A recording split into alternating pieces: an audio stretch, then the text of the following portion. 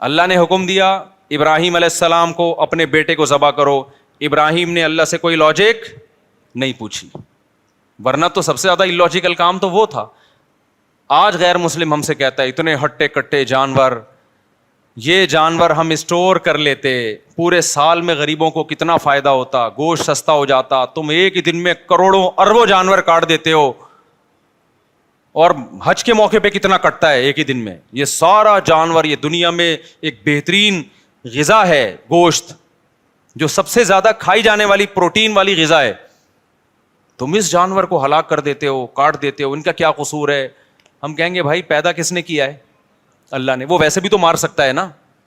اور اس میں ان جانوروں کا حقیقت میں فائدہ ہے, فائدہ ہے. ورنہ جن جگہوں پہ جانور نہیں کٹتے ان میں ان جانوروں کی حالت تو دیکھو.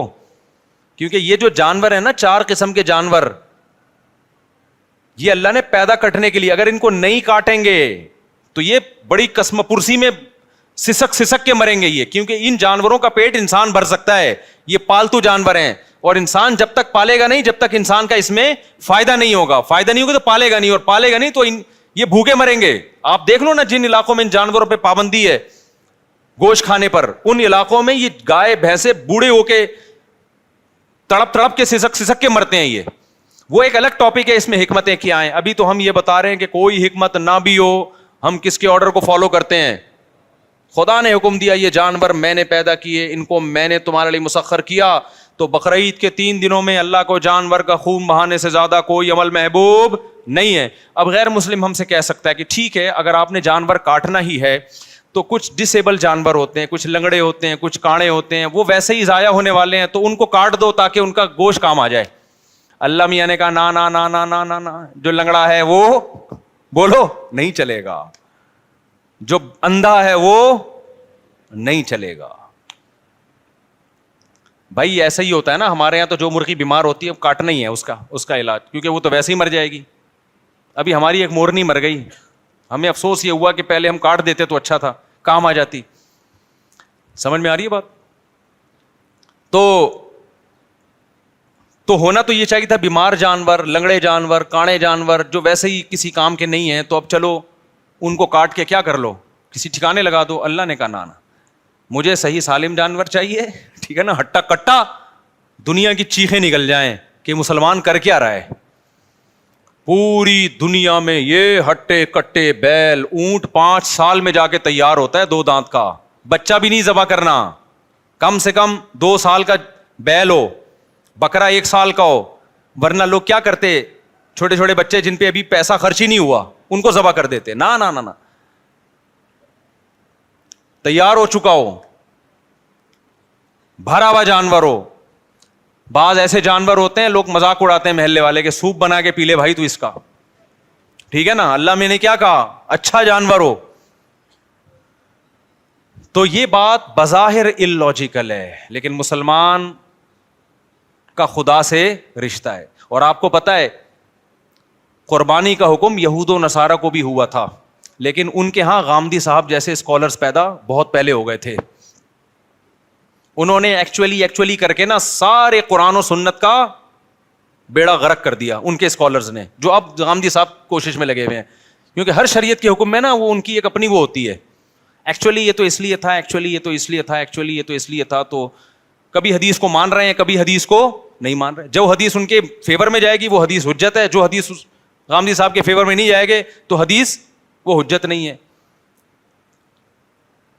تو بہت سارے مسائل کا انکار کر دیا غامدی صاحب نے جو اجماع امت سے ثابت تھے. غامدی صاحب سے کسی نے پوچھا کہ قرآن و سنت میں تو ہے کہ بچے زیادہ پیدا کرو, تو آپ کیوں کہتے ہیں کہ یہ اس زمانے میں نہیں ہے؟ تو انہوں نے کہا ایکچولی اس زمانے میں جنگوں میں لوگ مر رہے تھے, تو اس زمانے میں ایکچولی ضرورت تھی. وہ اس طرح کا انہوں نے بیان دیا کہ وہ جو ہے وہ, حالانکہ اس زمانے میں غربت اعلیٰ سطح پہ تھی.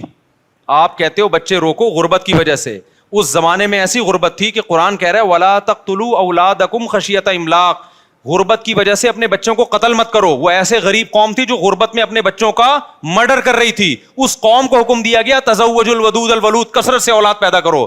غربت انتہائی اعلیٰ سطح پہ تھی. اس میں اللہ نے بتا دیا کہ 15ویں صدی میں ایسے لوگ پیدا ہوں گے جو کہیں گے کہ جی وہ تو جنگوں میں ضرورت تھی. تو اللہ نے بتا دیا کہ 15ویں صدی میں ایسے لوگ پیدا ہوں گے جو کہیں گے مہنگائی کی وجہ سے بچے روکو. تو اللہ نے بتا دیا کہ ایسے دور میں بچے پیدا کرنے کی ترغیب دے رہا ہوں جو غربت کی سطح انتہائی عروج پر تھی, لوگ اپنے بچوں کو ذبح کر رہے تھے پیدا ہونے کے بعد. اس میں حکم ہے کہ اللہ پہ توکل کرو اور اولاد بڑھاؤ. آج ہر آدمی کی توند بھری ہوئی ہے, بھوک سے کوئی نہیں مر رہا, سارے کھا کے مر رہے ہیں. اس میں ایسی بات کرنا کہ غربت مہنگائی نسل روکو, یہ اللہ کے غضب کو دعوت دینے والی بات ہے.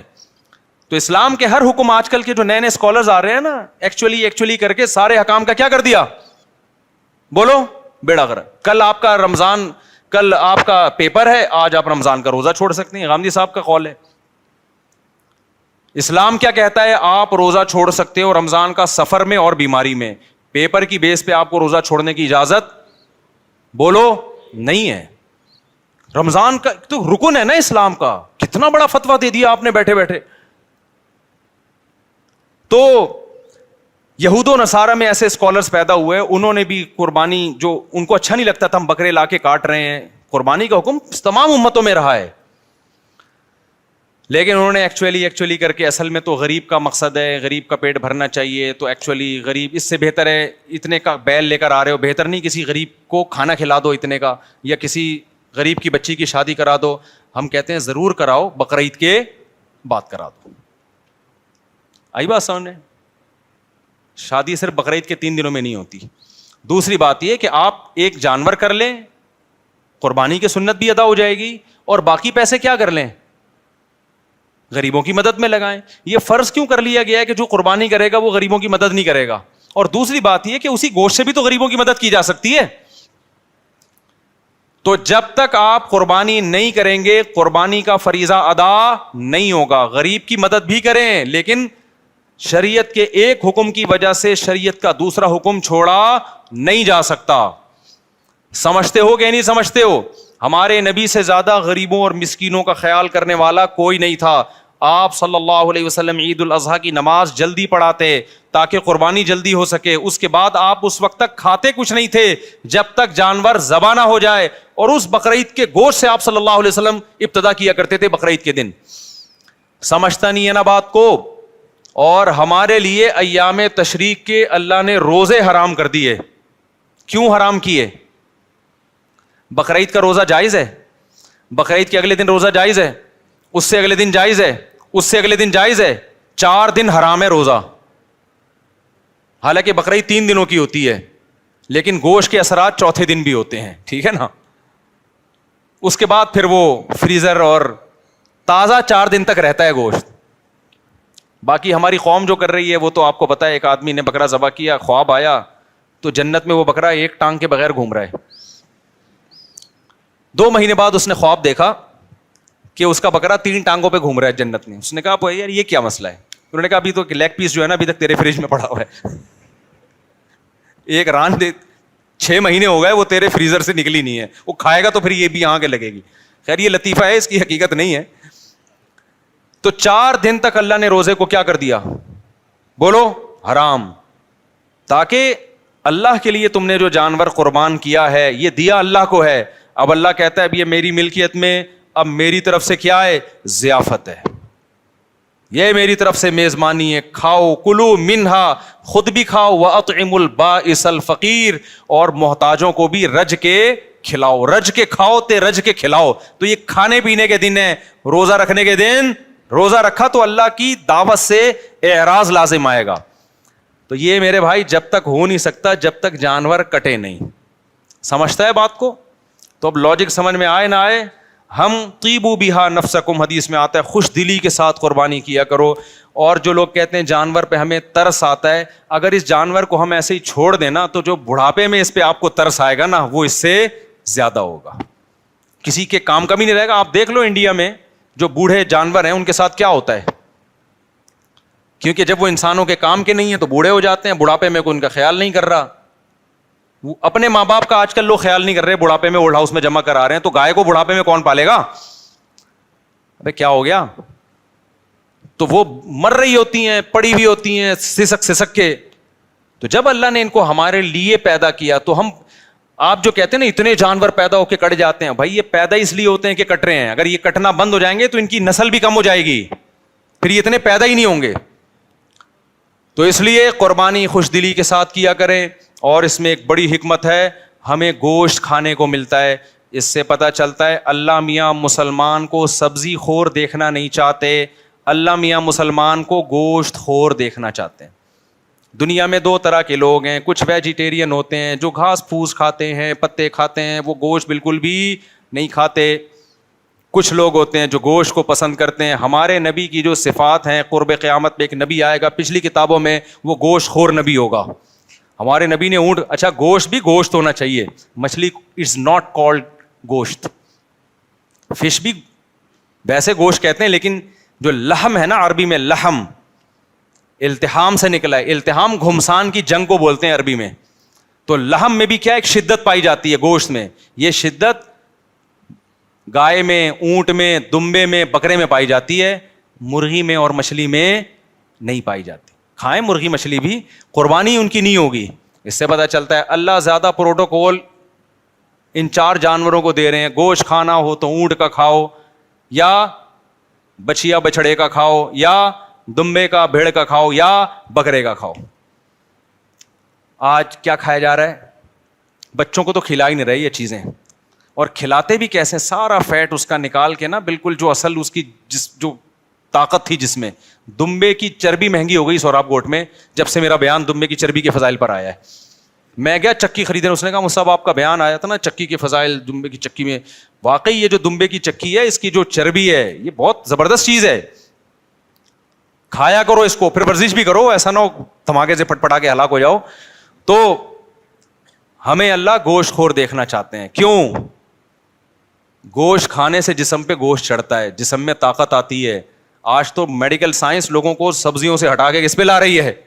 گوشت پہ لا رہی ہے. سبزیاں بھی کھائیں, ہمارے نبی نے سبزیاں بھی کھائی ہیں, کھجور کھائی ہے اور بہت ساری چیزیں, لیکن گوشت مسلمان کے مذہب کا ایک حصہ ہے.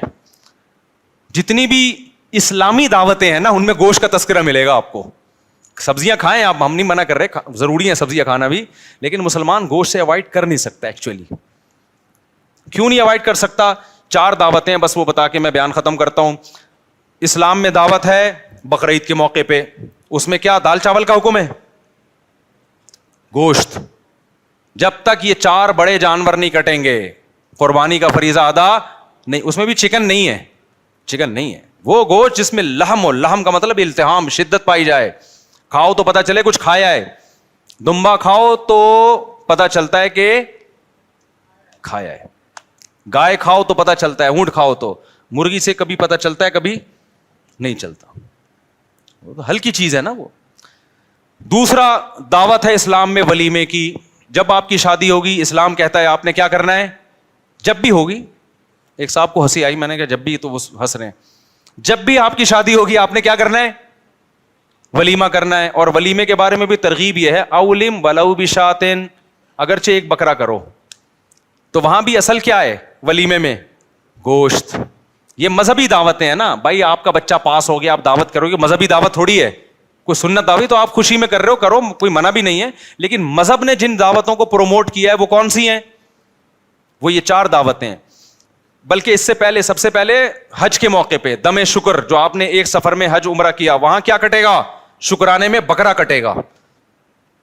وہاں بھی بکرا کاٹا جا رہا ہے, گوشت کھاؤ بھی اور پھر کھلاؤ بھی. دوسرے موقع پہ بقرعید, وہاں بھی کیا کٹے گا؟ گوشت, بڑا گوشت. بڑے سے میری مراد جو ریڈ میٹ ہوتا ہے, بکرا بھی اس میں داخل ہے.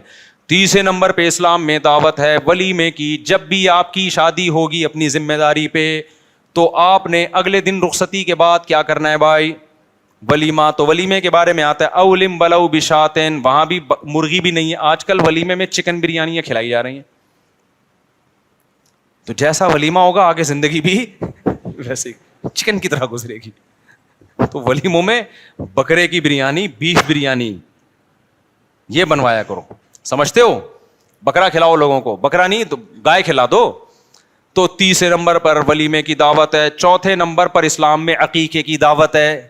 اسلام کہتا ہے جب بچہ پیدا ہوگا تو 18واں بھی پیدا ہو رہا ہے تو فیملی پلاننگ والے تو بے ہوش ہو کے ختم ہو جائیں گے, مر جائیں گے. اللہ کہتے ہیں پہلے بچے پہ بھی 2 بکرے, 18ویں پہ بھی 2 بکرے. بیٹی ہے تو 1 بکرا, بیٹا ہے تو 2 بکرا. یا گائے کے 2 حصے, اونٹ کے 2 حصے, گائے کے 2 حصے, یا دمبا ایک دو دمبے, اور لڑکی ہے تو ایک حصہ. تو وہاں بھی کیا ہے, اللہ میاں کہہ سکتے تھے تمہارے بچہ پیدا ہوا بریانی کی 2 دیں گے, دال چاول کی 2 دیں گے, کہہ سکتے تھے نا اللہ تعالیٰ.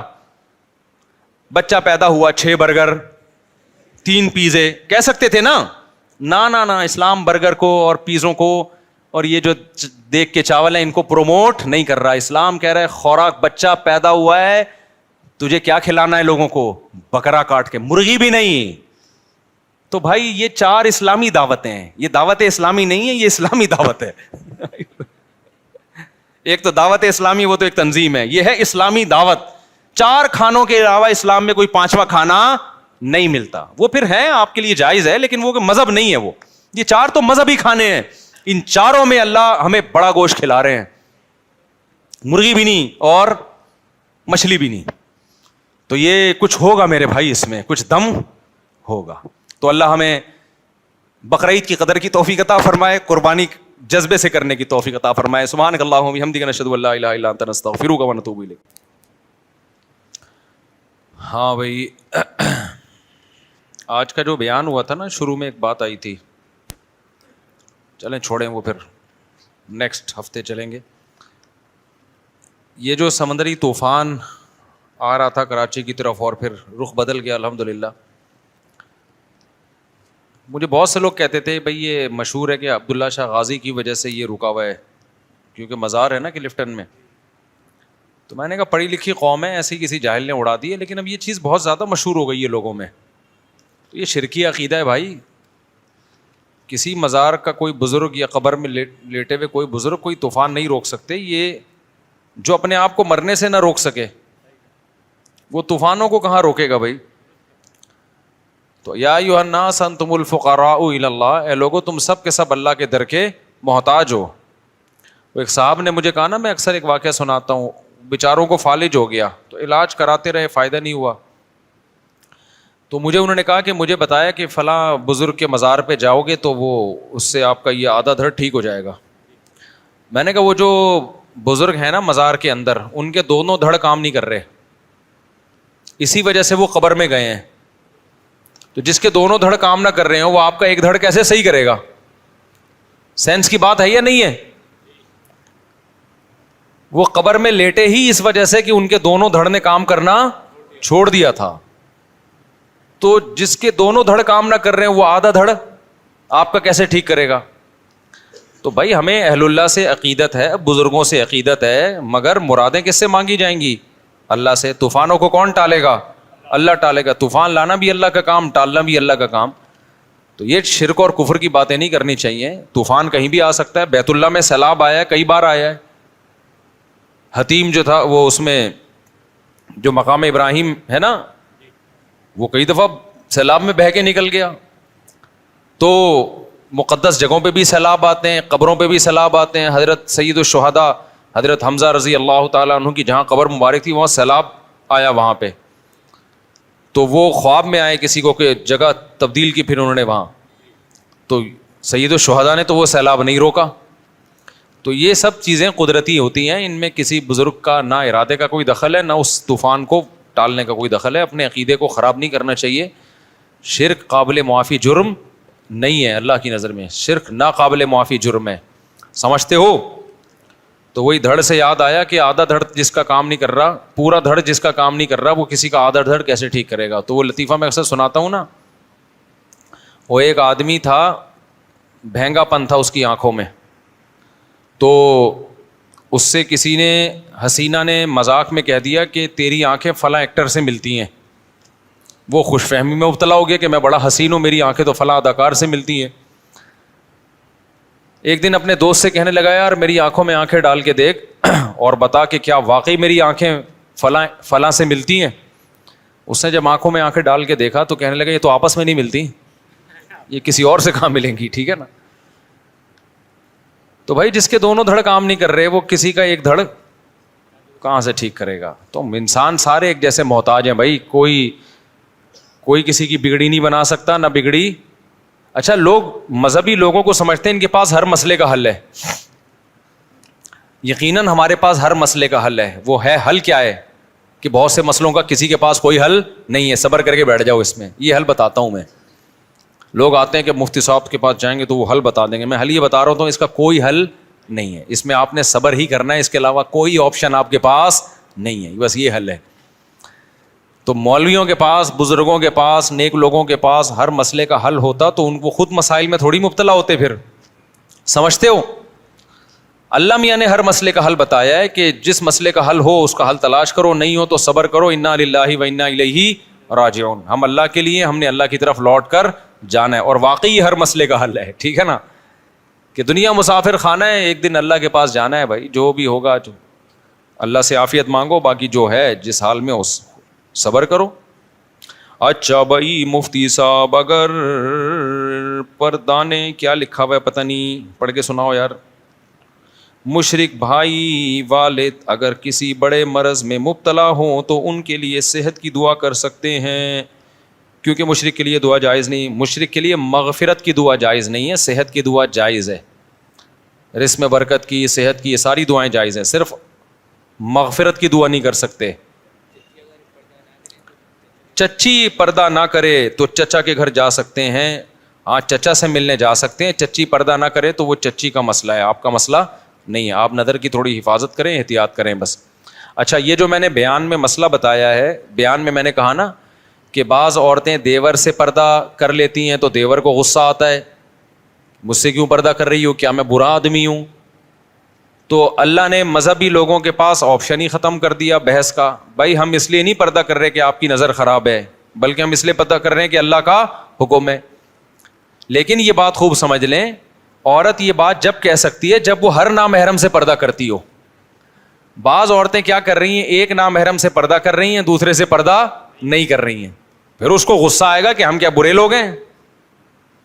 پھر یہ غصہ آنا ٹھیک ہے, صحیح ہے نا. مثال کے طور پر بعض خواتین کیا کر رہی ہیں, ایک دیور سے پردہ ہے, دوسرے سے پردہ نہیں ہے. اس دوسرے دیور کو تو پھر غصہ آنا بنتا ہے نا, وہ کہے گا کہ بھائی اگر پردہ ہے تو پھر اسلام کی وجہ سے کر رہی ہے تو پھر اس سے بھی کرو, نہیں تو اس کا مطلب مجھے کہ میں کوئی ٹھرکی ہوں, لوگوں میں تو یہی میسج جائے گا نا. سمجھتے نہیں ہے نا بات کو, اسی سے خوب سمجھ لیں. بعض لوگ آتے ہیں, بعض خواتین آتی ہیں پردہ نہیں کرتی ہیں, علماء کے سامنے بیٹھ جاتی ہیں, تو اس پہ لوگ علماء پہ اعتراض کرتے ہیں کہ وہ بیٹھی تو آپ کیوں بیٹھے ان کے سامنے. ایک تو یہ مائک بار بار, بھائی وہ بیٹھی تو ناجائز تھا نا بیٹھنا بے پردہ ہو کے, تو آپ کیوں بیٹھے. یہاں بھی خوب سمجھ لیں کہ عورت کے لیے پردے کا حکم عورت کو ہے کہ وہ پردہ کرے, مرد کو نہیں ہے کہ اگر کوئی عورت پردہ نہیں کر رہی تو آپ وہاں سے بھاگ جاؤ یا اس سے بات ہی نہیں کرو. مرد کو حکم یہ ہے کہ اس کے ساتھ تنہائی کسی صورت میں اختیار نہ کرے. وہ سمجھ میں آ رہی ہے بات. باقی مسئلہ یہ ہے کہ وہاں بھی یہی توجیہ ہے کہ وہ پردہ نہیں کر رہی اس لیے کہ وہ کسی سے بھی نہیں کر رہی ہے. اگر وہ سب سے کر رہی ہوتی پھر مولانا صاحب سے نہیں کرے, یہ بھی غلط ہے. سب سے نہیں کر رہی, مولانا صاحب سے کرے تو پھر مولانا کو دماغ میں آئے گا کہ کوئی پتہ نہیں ہم کوئی ٹھرکی ہیں, صحیح ہے. باقی سب سے پردہ نہیں کر رہی, مولانا صاحب سے ایسے سمٹ کے بیٹھی ہوئی ہے جیسے. لیکن اس کی ایک دوسری توجہ بھی ہے کہ بعض دفعہ بعض مولانا کو اس پہ غصہ آتا ہے کہ بھائی ہم تو چاہتے ہیں کہ عورت پردہ کرے, ہمارے سامنے پردہ سے بیٹھے, لیکن پھر سب سے پردہ کرے نا, کسی سے نہیں کر رہی. ایک مولوی صاحب نے بتایا کہ مجھ سے کر رہی ہے, اس کا مطلب یہ مجھے غلط سمجھتی ہے, تو اس پہ ان کو غصہ آیا. میں نے کہا نہیں بھائی ایسے نہیں ہے. بعض دفعہ مولانا سے عورت اس لیے پردہ کر رہی ہوتی ہے, وہ یہ سمجھ رہی ہوتی ہے کہ یہ بے پردگی کو چونکہ برا سمجھتے ہیں. تو میں نے کہا وہ آپ کو ٹھرکی نہیں سمجھ رہی, وہ یہ اس لیے پردہ کرتی ہے کہ عورتیں کا خیال ہوتا ہے کہ باقی لوگ تو بے پردگی کو برا نہیں سمجھتے, مولانا لوگ برا سمجھتے ہیں, تو کم از کم ان کے سامنے پردہ کر لو. تو یہ بہت اچھی بات ہے, ٹھیک ہے نا, یہ اچھی بات ہے. اس پہ کسی مولانا کو یہ نہیں ہونا چاہیے کہ میری, عام طور پر ہوتا بھی نہیں ہے اعتراض, مولانا لوگ اس سے خوشی ہوتے ہیں کہ اچھا ہے پردہ کر کے بیٹھے. کوئی بہت ہی کوئی عجیب سا کوئی ٹھرکی سا ہو تو ایک الگ بات ہے. ہر طرح 2 نمبر لوگ بھی ہوتے ہیں نا, ہر فیلڈ میں 1 نمبر بھی ہوتے ہیں, 2 نمبر بھی ہوتے ہیں, تو کوئی 2 نمبر ہو تو ایک الگ بات ہے. لیکن نارملی اس سے مولانا لوگ خوش ہوتے ہیں کہ پردہ کر کے بیٹھی ہے. اچھا میرے بھائی, اور اگر پردہ کر کے نہ بیٹھی ہو تو پھر مولانا پہ اعتراض نہیں بنتا. اعتراض کس پہ بنتا ہے؟ خاتون پہ بنتا ہے. جیسے کوئی بندہ بعض دفعہ ہمارے سامنے آتا ہے ٹانگیں پھیلا کے ایسے بیٹھا ہوتا ہے جیسے وہ ہمارا ماموں ہو, تو لوگ کہہ رہے ہوتے ہیں یہ دیکھو مفتی صاحب آپ کے سامنے کیسے بیٹھا ہوا ہے. تو بھائی اس سے پوچھو کہ تو مفتی صاحب کے سامنے کیسے بیٹھا ہوا ہے, ہم سے کیوں بول رہے ہو, وہ بیٹھا ہوا ہے, ہم نے تھوڑی بٹھایا ہے. اچھا میرے بھائی مفتی صاحب، ایمان والوں کی، توحید پرستوں کی قیامت کے دن کیا کیفیات ہوں گی؟ ایمان والے جنت میں جائیں گے اور مشرک جہنم میں. اب کیا کیفیات ہوں گی وہ تو پورا بیان ہونا چاہیے اس پہ. مفتی صاحب، اگر کوئی شخص توحید پر اور زندگی میں کبیرہ گناہ کر لے اور سچی توبہ کر لی ہو اور دنیا سے چلا جائے تو کیا پھر جہنم کا عذاب ہوگا؟ اگر سچی پکی ڈھکی کی توبہ کی ہے اور آئندہ اس گناہ سے بچنے کا عزم کیا ہے اور بچنے کے اسباب بھی اختیار کیے ہیں تو پھر وہ گناہ معاف ہو گیا، پھر سزا نہیں ملے گی. مفتی صاحب، ہم آپ سے بہت محبت کرتے ہیں، آپ کو اللہ خوش رکھے، آمین. آپ سے سیلفی نکالے، پتہ نہیں کیا لکھا ہوا ہے. اللہ آپ کی محبت کو قبول فرمائے. سلطان احمد، اور بھی کچھ لکھا ہوا ہے. ولید کراچی، پتہ نہیں بخشا کیا لکھا ہوا ہے یار، ایک تو رائٹنگ تو صحیح کرو بھائی. احبکم اللہ الذی احببتمونا فیہ. اللہ آپ سے محبت کرے جس اللہ کی وجہ سے آپ ہم سے محبت کرتے ہیں. سیلفی کا میرے بھائی ٹائم نہیں ہے کیونکہ مجھے سفر پہ بھی جانا ہے. علماء فرماتے ہیں قرآن میں نماز اور سجدہ تلاوت کے علاوہ دوسرے سجدے منع ہیں. قرآن کریم میں نماز اور سجدہ تلاوت کے علاوہ دوسرے سجدے منع ہیں. کیا مطلب؟ نماز عصر کے بعد تمام سجدے منع ہیں. اچھا ہاں، نماز کے بعد تو سجدہ نہیں کر سکتے، الگ سے سجدہ تلاوت بھی نہیں کرنا چاہیے کیونکہ لوگ اس کو سنت سمجھتے ہیں، کیونکہ یہ رسم ہے. بعض لوگ نمازوں کے بعد سجدہ کر رہے ہوتے ہیں تو الگ سے سجدہ کریں. نماز عصر کے بعد تمام سجدے منع ہیں ایسا نہیں ہے. صرف مکروہ وقت جو شروع ہوتا ہے نا، جو سورج غروب ہونے لگے اس میں سجدہ منع ہے. عصر کے بعد آپ سجدہ تلاوت بھی کر سکتے ہیں. اور اگر 3 افراد 2 حصہ لیں اور ایک حصہ بچ جائے تو کیا وہ ایک حصہ باقی 3 افراد مل کر لے سکتے ہیں یا باہر سے کسی کو دیں؟ یہ بہت اہم مسئلہ ہے. لوگ یہ سمجھتے ہیں کہ گائے میں 7 حصے ہی ضروری ہیں، جب تک وہ 7 حصے نہیں ہوں گے قربانی نہیں ہوگی. یہ بالکل غلط ہے. گائے میں زیادہ سے زیادہ 7 حصے ہو سکتے ہیں، کم سے کم 6 بھی ہو سکتے ہیں، 5 بھی ہو سکتے ہیں، 4 بھی ہو سکتے ہیں، 3 بھی ہو سکتے ہیں، 2 بھی ہو سکتے ہیں. نہیں آئی بات سمجھ میں؟ مثال کے طور پر 2 آدمی گائے لے کر آئے، آدھی ایک کی ہو گئی، آدھی ایک کی، تو 2 حصے ہو گئے. 3 آدمی گائے لے کر آئے، 1/3 ایک کی، 1/3 ایک کی، 1/3.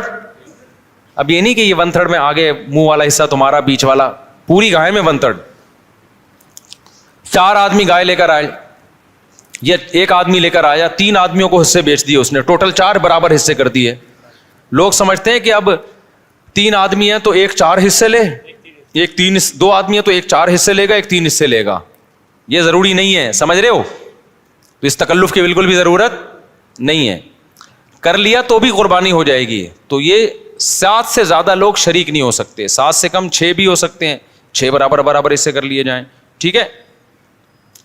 اچھا، گائے کے حصوں کو میرے بھائی خوب سمجھ لو. گائے یا اونٹ میں جب 7 لوگ یا 4 لوگ یا 3 لوگ شریک ہوئے تو جتنے بھی شریک ہوں گے تو خوب سمجھ لیں، گائے کے 7 حصے جو کیے جائیں گے یا 3 یا 4 حصے، وہ تول کے کرنا ضروری ہے، اندازے سے کرنا جائز نہیں ہے، چاہے سارے راضی بھی ہوں. کیونکہ گوشت سودی اموال میں سے ہے. ایک بوٹی بھی زیادہ چلی گئی تو وہ سود کے حکم میں ہوگی. کیونکہ جب ہم حصے تقسیم کر رہے ہوتے ہیں تو اصل میں بیع و شراء کا عمل ہو رہا ہوتا ہے، خرید و فروخت کا، کہ آپ کا حصے کا جو گوشت ہے وہ میں نے خریدا، اس گوشت کے بدلے میں جو میرے پاس ہے وہ میں نے آپ کو بیچا. تو گوشت کے بدلے میں جب گوشت بکتا ہے تو وزن میں تول ضروری ہے. ذرا سا بھی زیادہ ہو گیا تو وہ کیا ہے؟ ربا ہے، سود ہے. اور جب وہ سود اس میں شامل ہوگا تو وہ سب کے لیے ناجائز ہو جائے گا. لہذا یا تو تول کے تقسیم کریں یا سود سے بچنے کے لیے ایک کام کر لیں کہ 7 حصوں میں کلیجی ملا دیں. کیونکہ جب ایک جنس میں دوسری جنس شامل ہوتی ہے پھر جو اضافہ ہوتا ہے نا وہ مخالف جنس کی طرف نسبت کر دی جاتی ہے اس کی. یہ سودی احکام ہے، سمجھ میں آ جائیں ٹھیک ہے، نہیں آئے تو پھر کسی اور وقت بیٹھ کے چھاؤں میں آئیے گا، سمجھا دوں گا بیٹھ کے. ابھی تو مسئلے پر عمل کر لیں. سمجھ رہے ہو؟ تو آپ نے کیا کرنا ہے کہ جب گائے کٹے گی، ذبح ہوگی، 7 حصوں میں ڈیوائڈ کیا اس کو، 7 میں تھوڑی تھوڑی کلیجی رکھ دی. سمجھتے ہو؟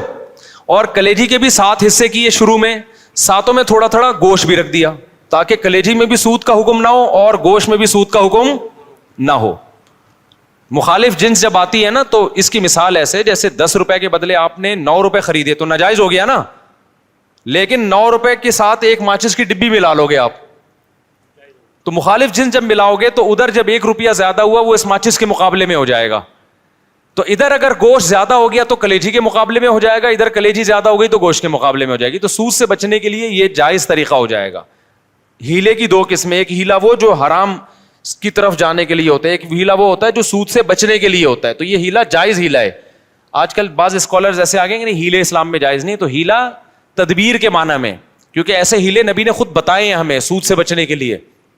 سمجھتے ہو کہ نہیں سمجھتے؟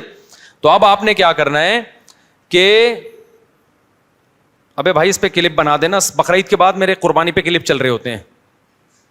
لوگ کہتے ہیں اب وہ میں نے ترکی کو ووٹ دینے کا کہا طیب اردوغان کو, وہ جب جیت گیا تو میرا کلپ وائرل ہوا ہے کہ اس کو ووٹ دیں. اتنے دنوں بعد وائرل ہو رہا ہے. تو یہ پہلے ہی چلا دینا, آپ کی ذمہ داری ہے کہ قربانی کے حصے تقسیم کرنے کا شرعی طریقہ یا کچھ بھی ایسا کر دیں, کیونکہ لوگ پھر غلط مبتلا ہو جاتے ہیں. تو آپ نے کیا کیا, گائے جب ذبح ہو گئی, پہلے میں شروع سے پورا بتاؤں گا گائے کاٹنی کیسے ہے, بتا دوں کیونکہ اس میں بڑی گڑبڑیں ہو رہی ہوتی ہیں. گائے کاٹنی کیسے ہے؟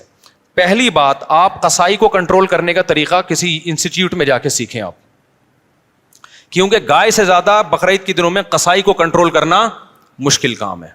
حقیقت بتا رہا ہوں آپ کو. قصائی گڑبڑیں کرتے ہیں. پہلی بات, قصائی کیا کرتا ہے, کیونکہ اس کے پاس اس 3 دنوں میں نا بقرعید کے قصائی سے زیادہ مہنگا دنیا میں کوئی آدمی ہوتا نہیں ہے. 3 دنوں سے پہلے بچڑا جو مہنگا تھا نا, اب بچڑے اس کی ساری قیمت کدھر چلی جاتی ہے, قصائیوں کی طرف. اب قصائی کی ویلیو ہے. تو قصائی پکڑائی میں نہیں آتے, ان کو ہوتی ہے جلدی. آپ لائے, پہلی گڑبڑ قصائی یہ کرتا ہے کہ جانور کو گرایا, منہ میں ہوتا ہے اس کا گٹکا, منہ میں ہوتا ہے پان, منہ ہلا ہی نہیں رہا ہوتا, تکبیر ہی نہیں پڑھ رہا ہوتا. وہ کیسے پڑے گا جب اتنا بڑا گٹکا منہ میں رکھ کے پیک کے ساتھ بیٹھا ہوا ہے؟ تو تکبیر نکلے گی تو گٹکا ضائع ہو جائے گا نا اس کا. نہیں آ رہی میرا خیال ہے بات سمجھ میں. تو وہ چھری چلا رہا ہوتا ہے. ابے بھائی, تو آپ نے کیا کرنا ہے, کسائی سے بولیں جانور گرا دو, اس کی ٹانگیں قبلہ رخ کر دو. جانور کی قبلہ رخ ٹانگیں جب کریں گے تو جانور کا رخ قبلے کی طرف ہو جاتا ہے. سمجھتے ہیں نا؟ لوگ کیا کرتے ہیں کہ وہ ٹانگیں ادھر ہیں, منہ بیچارے کا گھما رہے ہوتے ہیں اس طرف کو. ٹھیک ہے نا؟ تو وہ بھی جانور بزبان حال کہتا ہے بیل میں ہوں, حرکتیں تیری ہیں بیل جیسی.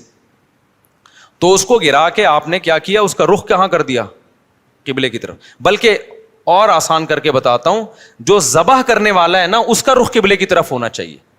سمجھتے ہیں بات کو؟ تو اس طرح سے جانور کو گرائیں کہ آپ کا رخ کہاں بن رہا ہو. تو پاکستان میں اس کا طریقہ یہ ہے کہ جانور کا جو سر ہے وہ ہو جنوب کی طرف. جانور کا سر کس کی طرف ہو؟ جنوب کی طرف. دم کا رخ کس طرف ہو؟ شمال کی طرف. اور ٹانگیں کس طرف ہو جانور کی؟ قبلے کی طرف. تو اس سے آپ کا ہاتھ بھی صحیح بیٹھے گا, آپ کا سینہ کس طرف ہو جائے گا؟ قبلے کی طرف ہو جائے گا. سمجھ رہے ہو؟ لیکن یہ اس جانور کے ساتھ جو آسانی سے اس کام کے لیے تیار ہو جائے. بعض دفعہ جانور اتنا خطرناک ہوتا ہے کہ اس کو گھمانے میں بہت ٹائم لگتا ہے, تو پھر قبلے کی طرف رخ کرنا کوئی ضروری عمل نہیں ہے. جیسے تیسے اس کو کاٹ کے جانور کو بھی تکلیف سے بچاؤ, خود بھی ٹینشن سے بچو. کیونکہ بعض دفعہ اتنی مشکل سے گرائے, قابو میں نہیں آ رہا, اس کو قبلہ رخ گھمانے کی جگہ نہیں مل رہی, اتنے چکر میں جانور ہی اٹھ کے اس نے آپ کو قبلے کی طرف لٹا دیا. سب لوگوں سب لیٹے ہوئے ہیں. ٹھیک ہے نا؟ ایسے بڑے واقعات ہوئے ہیں. تو کوئی تگڑا قسم کا جانور ہے, کنٹرول میں نہیں آ رہا, تو پھر تو جیسے تیسے ہو کر لو, تاکہ جانور کو بھی تکلیف نہ ہو, آپ کو بھی نہ ہو. لیکن نارملی اگر آسانی سے پاسبل ہو تو آپ نے کیا کرنا ہے کہ یہ بھی کر سکتے ہیں کہ اس کا سر شمال کی طرف ہو اور دم جنوب کی طرف ہو. یہ بھی صحیح ہے. مطلب یہ کہ ایک رخ اس کا شمال کی طرف اور ایک جنوب کی طرف. تو پھر پاؤں کس کی طرف ہوں گے؟ قبلے کی طرف. پھر آپ جب ذبح کرو گے نا تو آپ کا رخ کس طرف ہوگا؟ قبلے کی طرف. تو قصائی سے آپ چھری لے لیں. بعض دفعہ قصائی غیر مسلم بھی ہوتے ہیں, تو غیر مسلم کا ذبیحہ بھی اسلام میں حلال نہیں ہے. مشرک بھی ہوتے ہیں بعض دفعہ. میں نہیں کہہ رہا وہم کریں خام خواہ میں, قصائیوں کی رپورٹ وہاں طلب کا شناختی کارڈ دکھائے, اسلام لکھا ہے کہ نہیں لکھا, اتنی تکلف کی ضرورت نہیں ہے.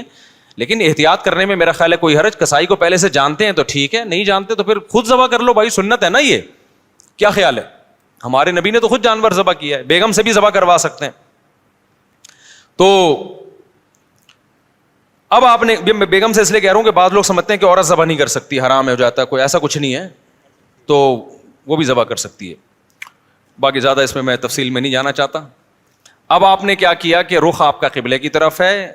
کسائی سے صرف یہ پوچھ لیں چھری رکھنی کہاں پر ہے, کیونکہ ہمارے ایک جاننے والے نے بکرا ذبح کیا, یہاں سے کاٹ دیا, اتنی لمبی گردن اس کی, تو اتنا بھی نہیں ہوتا بھائی, جہاں سے کاٹنا ہے وہاں سے کاٹو. تو رکھ کے آپ نے زور سے بسم اللہ اللہ اکبر پڑھنا ہے. آہستہ سے نہیں پڑھنا, بلکہ آہستہ سے پڑھ لیں گے تو بھی قربانی ہو جائے گی, لیکن زور زور سے کیا پڑھنا ہے, بسم اللہ اللہ اکبر. اور علماء کہتے ہیں قریب والے لوگ بھی پڑھیں تاکہ چھری چلانے والے کو یاد آ جائے. آپ نے جب ذبح کیا تو صرف 4 رگیں کاٹنی ہیں اس کی. ایک نرخرا, یہ جو خوراک کی نالی ہے, ایک سانس کی نالی ہوتی ہے, اور 2 ودج ہوتی ہیں جو دل سے پریشر کے ساتھ خون دماغ کی طرف لے کے جا رہی ہوتی ہیں نا, 2 نالیاں, بہت پریشر سے اس سے خون نکلتا ہے. تو یہ 4 ٹوٹل نالیاں کٹ جائیں گی. اس کے بعد مزید کچھ نہ کاٹیں. آج کل قصائی کاٹتے چلے جاتے ہیں کیونکہ وہ چاہتے ہیں جانور جلدی ٹھنڈا ہو جائے, پھر جا کے وہ اندر نلی پہ چھرا مارتے ہیں اندر. اس سے جانور ٹھنڈا جلدی ہو جاتا ہے, لیکن اس کا نقصان کیا ہے کہ جانور کا خون جسم سے اچھی طریقے سے نہیں نکلتا. ذبح کرنے میں جو ایک بہت بڑی حکمت ہے وہ ہے کہ جانور کی باڈی سے اس کا خون نکل جائے سارا. خون اچھی چیز نہیں ہے. اب گورے بھی اس بات کو مان رہے ہیں, وہ بھی ذبح کی طرف آ رہے ہیں کہ بلڈ نکلنا چاہیے, خون میں بیماریاں ہوتی ہیں, خون کوئی انسانوں کے کھانے کی چیز نہیں ہے. تو اب اگر یہ حرام مغز میں جب وہ مارتے ہیں نا چھرا, اس سے جانور کے اعصاب ٹھنڈے ہو جاتے ہیں. تو دماغ نے جو باڈی کو میسج بھیجا ہوا تھا کہ ایمرجنسی لگی ہوئی ہے تڑپو, اور باڈی تڑپ رہی تھی, اور اس کی وجہ سے خون کیا ہو رہا تھا, بہت تیزی سے نکل رہا تھا. تو جب وہ اس کا سارا نروس سسٹم ہی خراب ہو گیا تو باڈی کے احساس ختم, باڈی تڑپنا ختم, اور بلڈ نکلنا ختم. تو قصائی لوگ یہ کام کرتے ہیں تاکہ جب گوشت کے اندر خون زیادہ رہے گا نا, عام دنوں میں اس لیے کرتے ہیں کہ گوشت میں خون رہے گا تو گوشت کا ویٹ زیادہ ہوتا ہے, تو اکنامکلی ان کو وہ سستا پڑتا ہے. اس کے نقصان کیا ہوتا ہے, پبلک کو بیماریاں کھانے کو ملتی ہیں.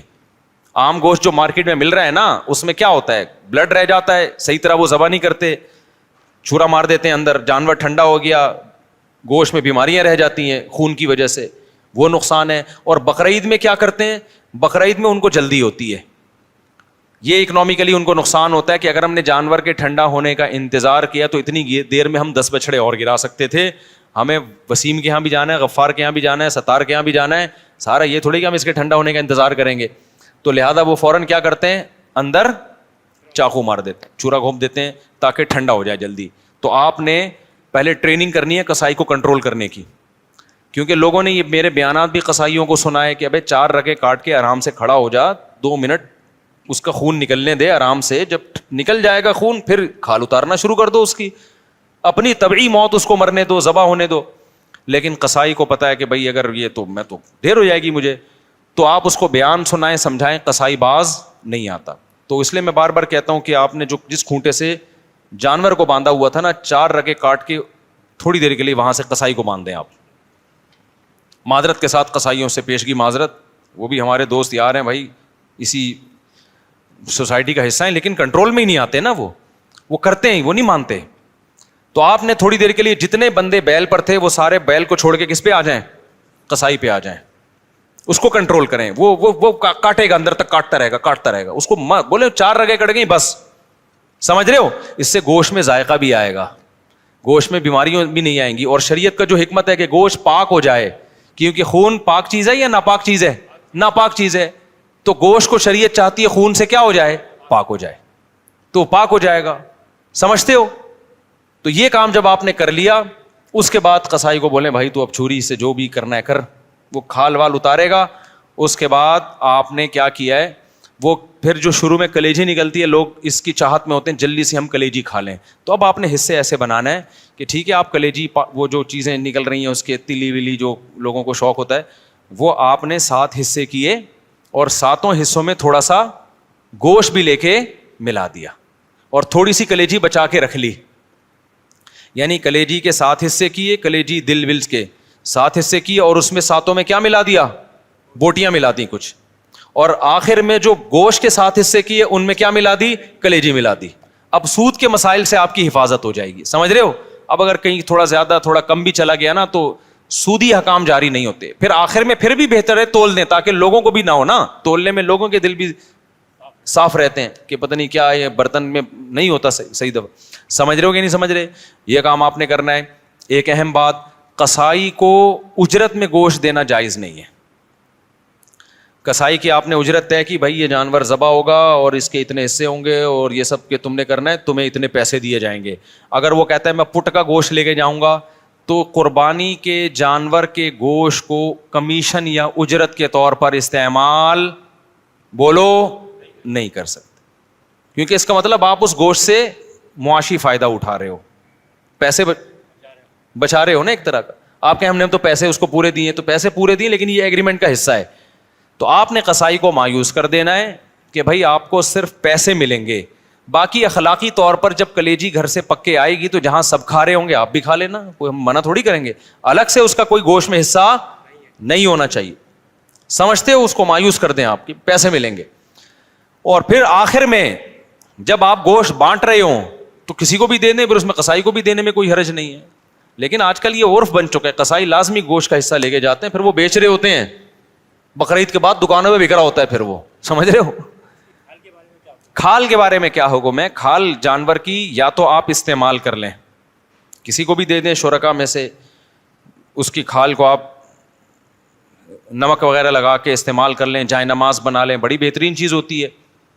اور اگر آپ نے اس کو بیچ دیا تو پھر اس کی قیمت صدقہ کرنی پڑے گی, پھر آپ اس کی قیمت استعمال نہیں کر سکتے. تو ڈائریکٹ کھال صدقہ کر دیں یا بیچ کے قیمت صدقہ کر دیں. اور ویسے استعمال کرنا چاہے تو کھال استعمال ہو سکتی ہے, وہ مسلح بنایا جا سکتا ہے, اس کا کچھ بھی بنایا جا سکتا ہے, مشکیزہ بنایا جا سکتا ہے. پہلے زمانے میں تو لوگ یہی کچھ کرتے تھے. یہاں تک بات کھوپڑی شریف میں آ گئی ہے. تو اچھا, ایک اہم کام آپ نے یہ بھی کرنا ہے کہ بھائی قربانی کے وقت نا ذکر اذکار کا ہونا چاہیے, شور شرابے کا نہیں ہونا چاہیے. یہ عبادت ہے, اللہ کے حکم پہ آپ اللہ کے مسخر کردہ جانور کو کاٹ رہے ہو, اللہ کے دربار میں پیش کر رہے ہو, تو یہ عبادت کا وقت ہے. اس میں جس قسم کا ہلا گلا ہو رہا ہوتا ہے یہ اس موقع پہ بالکل سوٹ نہیں کرتا. گوشت کھاتے ہوئے آپ ہلا گلا کر لیں, شام کو تکے بن رہے ہیں, تھوڑا سی مذاق کر لیں, لیکن جب جانور ذبح ہو رہا ہے نا تو اس وقت یہ ہنسی مذاق کا ٹائم نہیں ہے. اس وقت کس چیز کا ٹائم ہے؟ اللہ کے ذکر کا.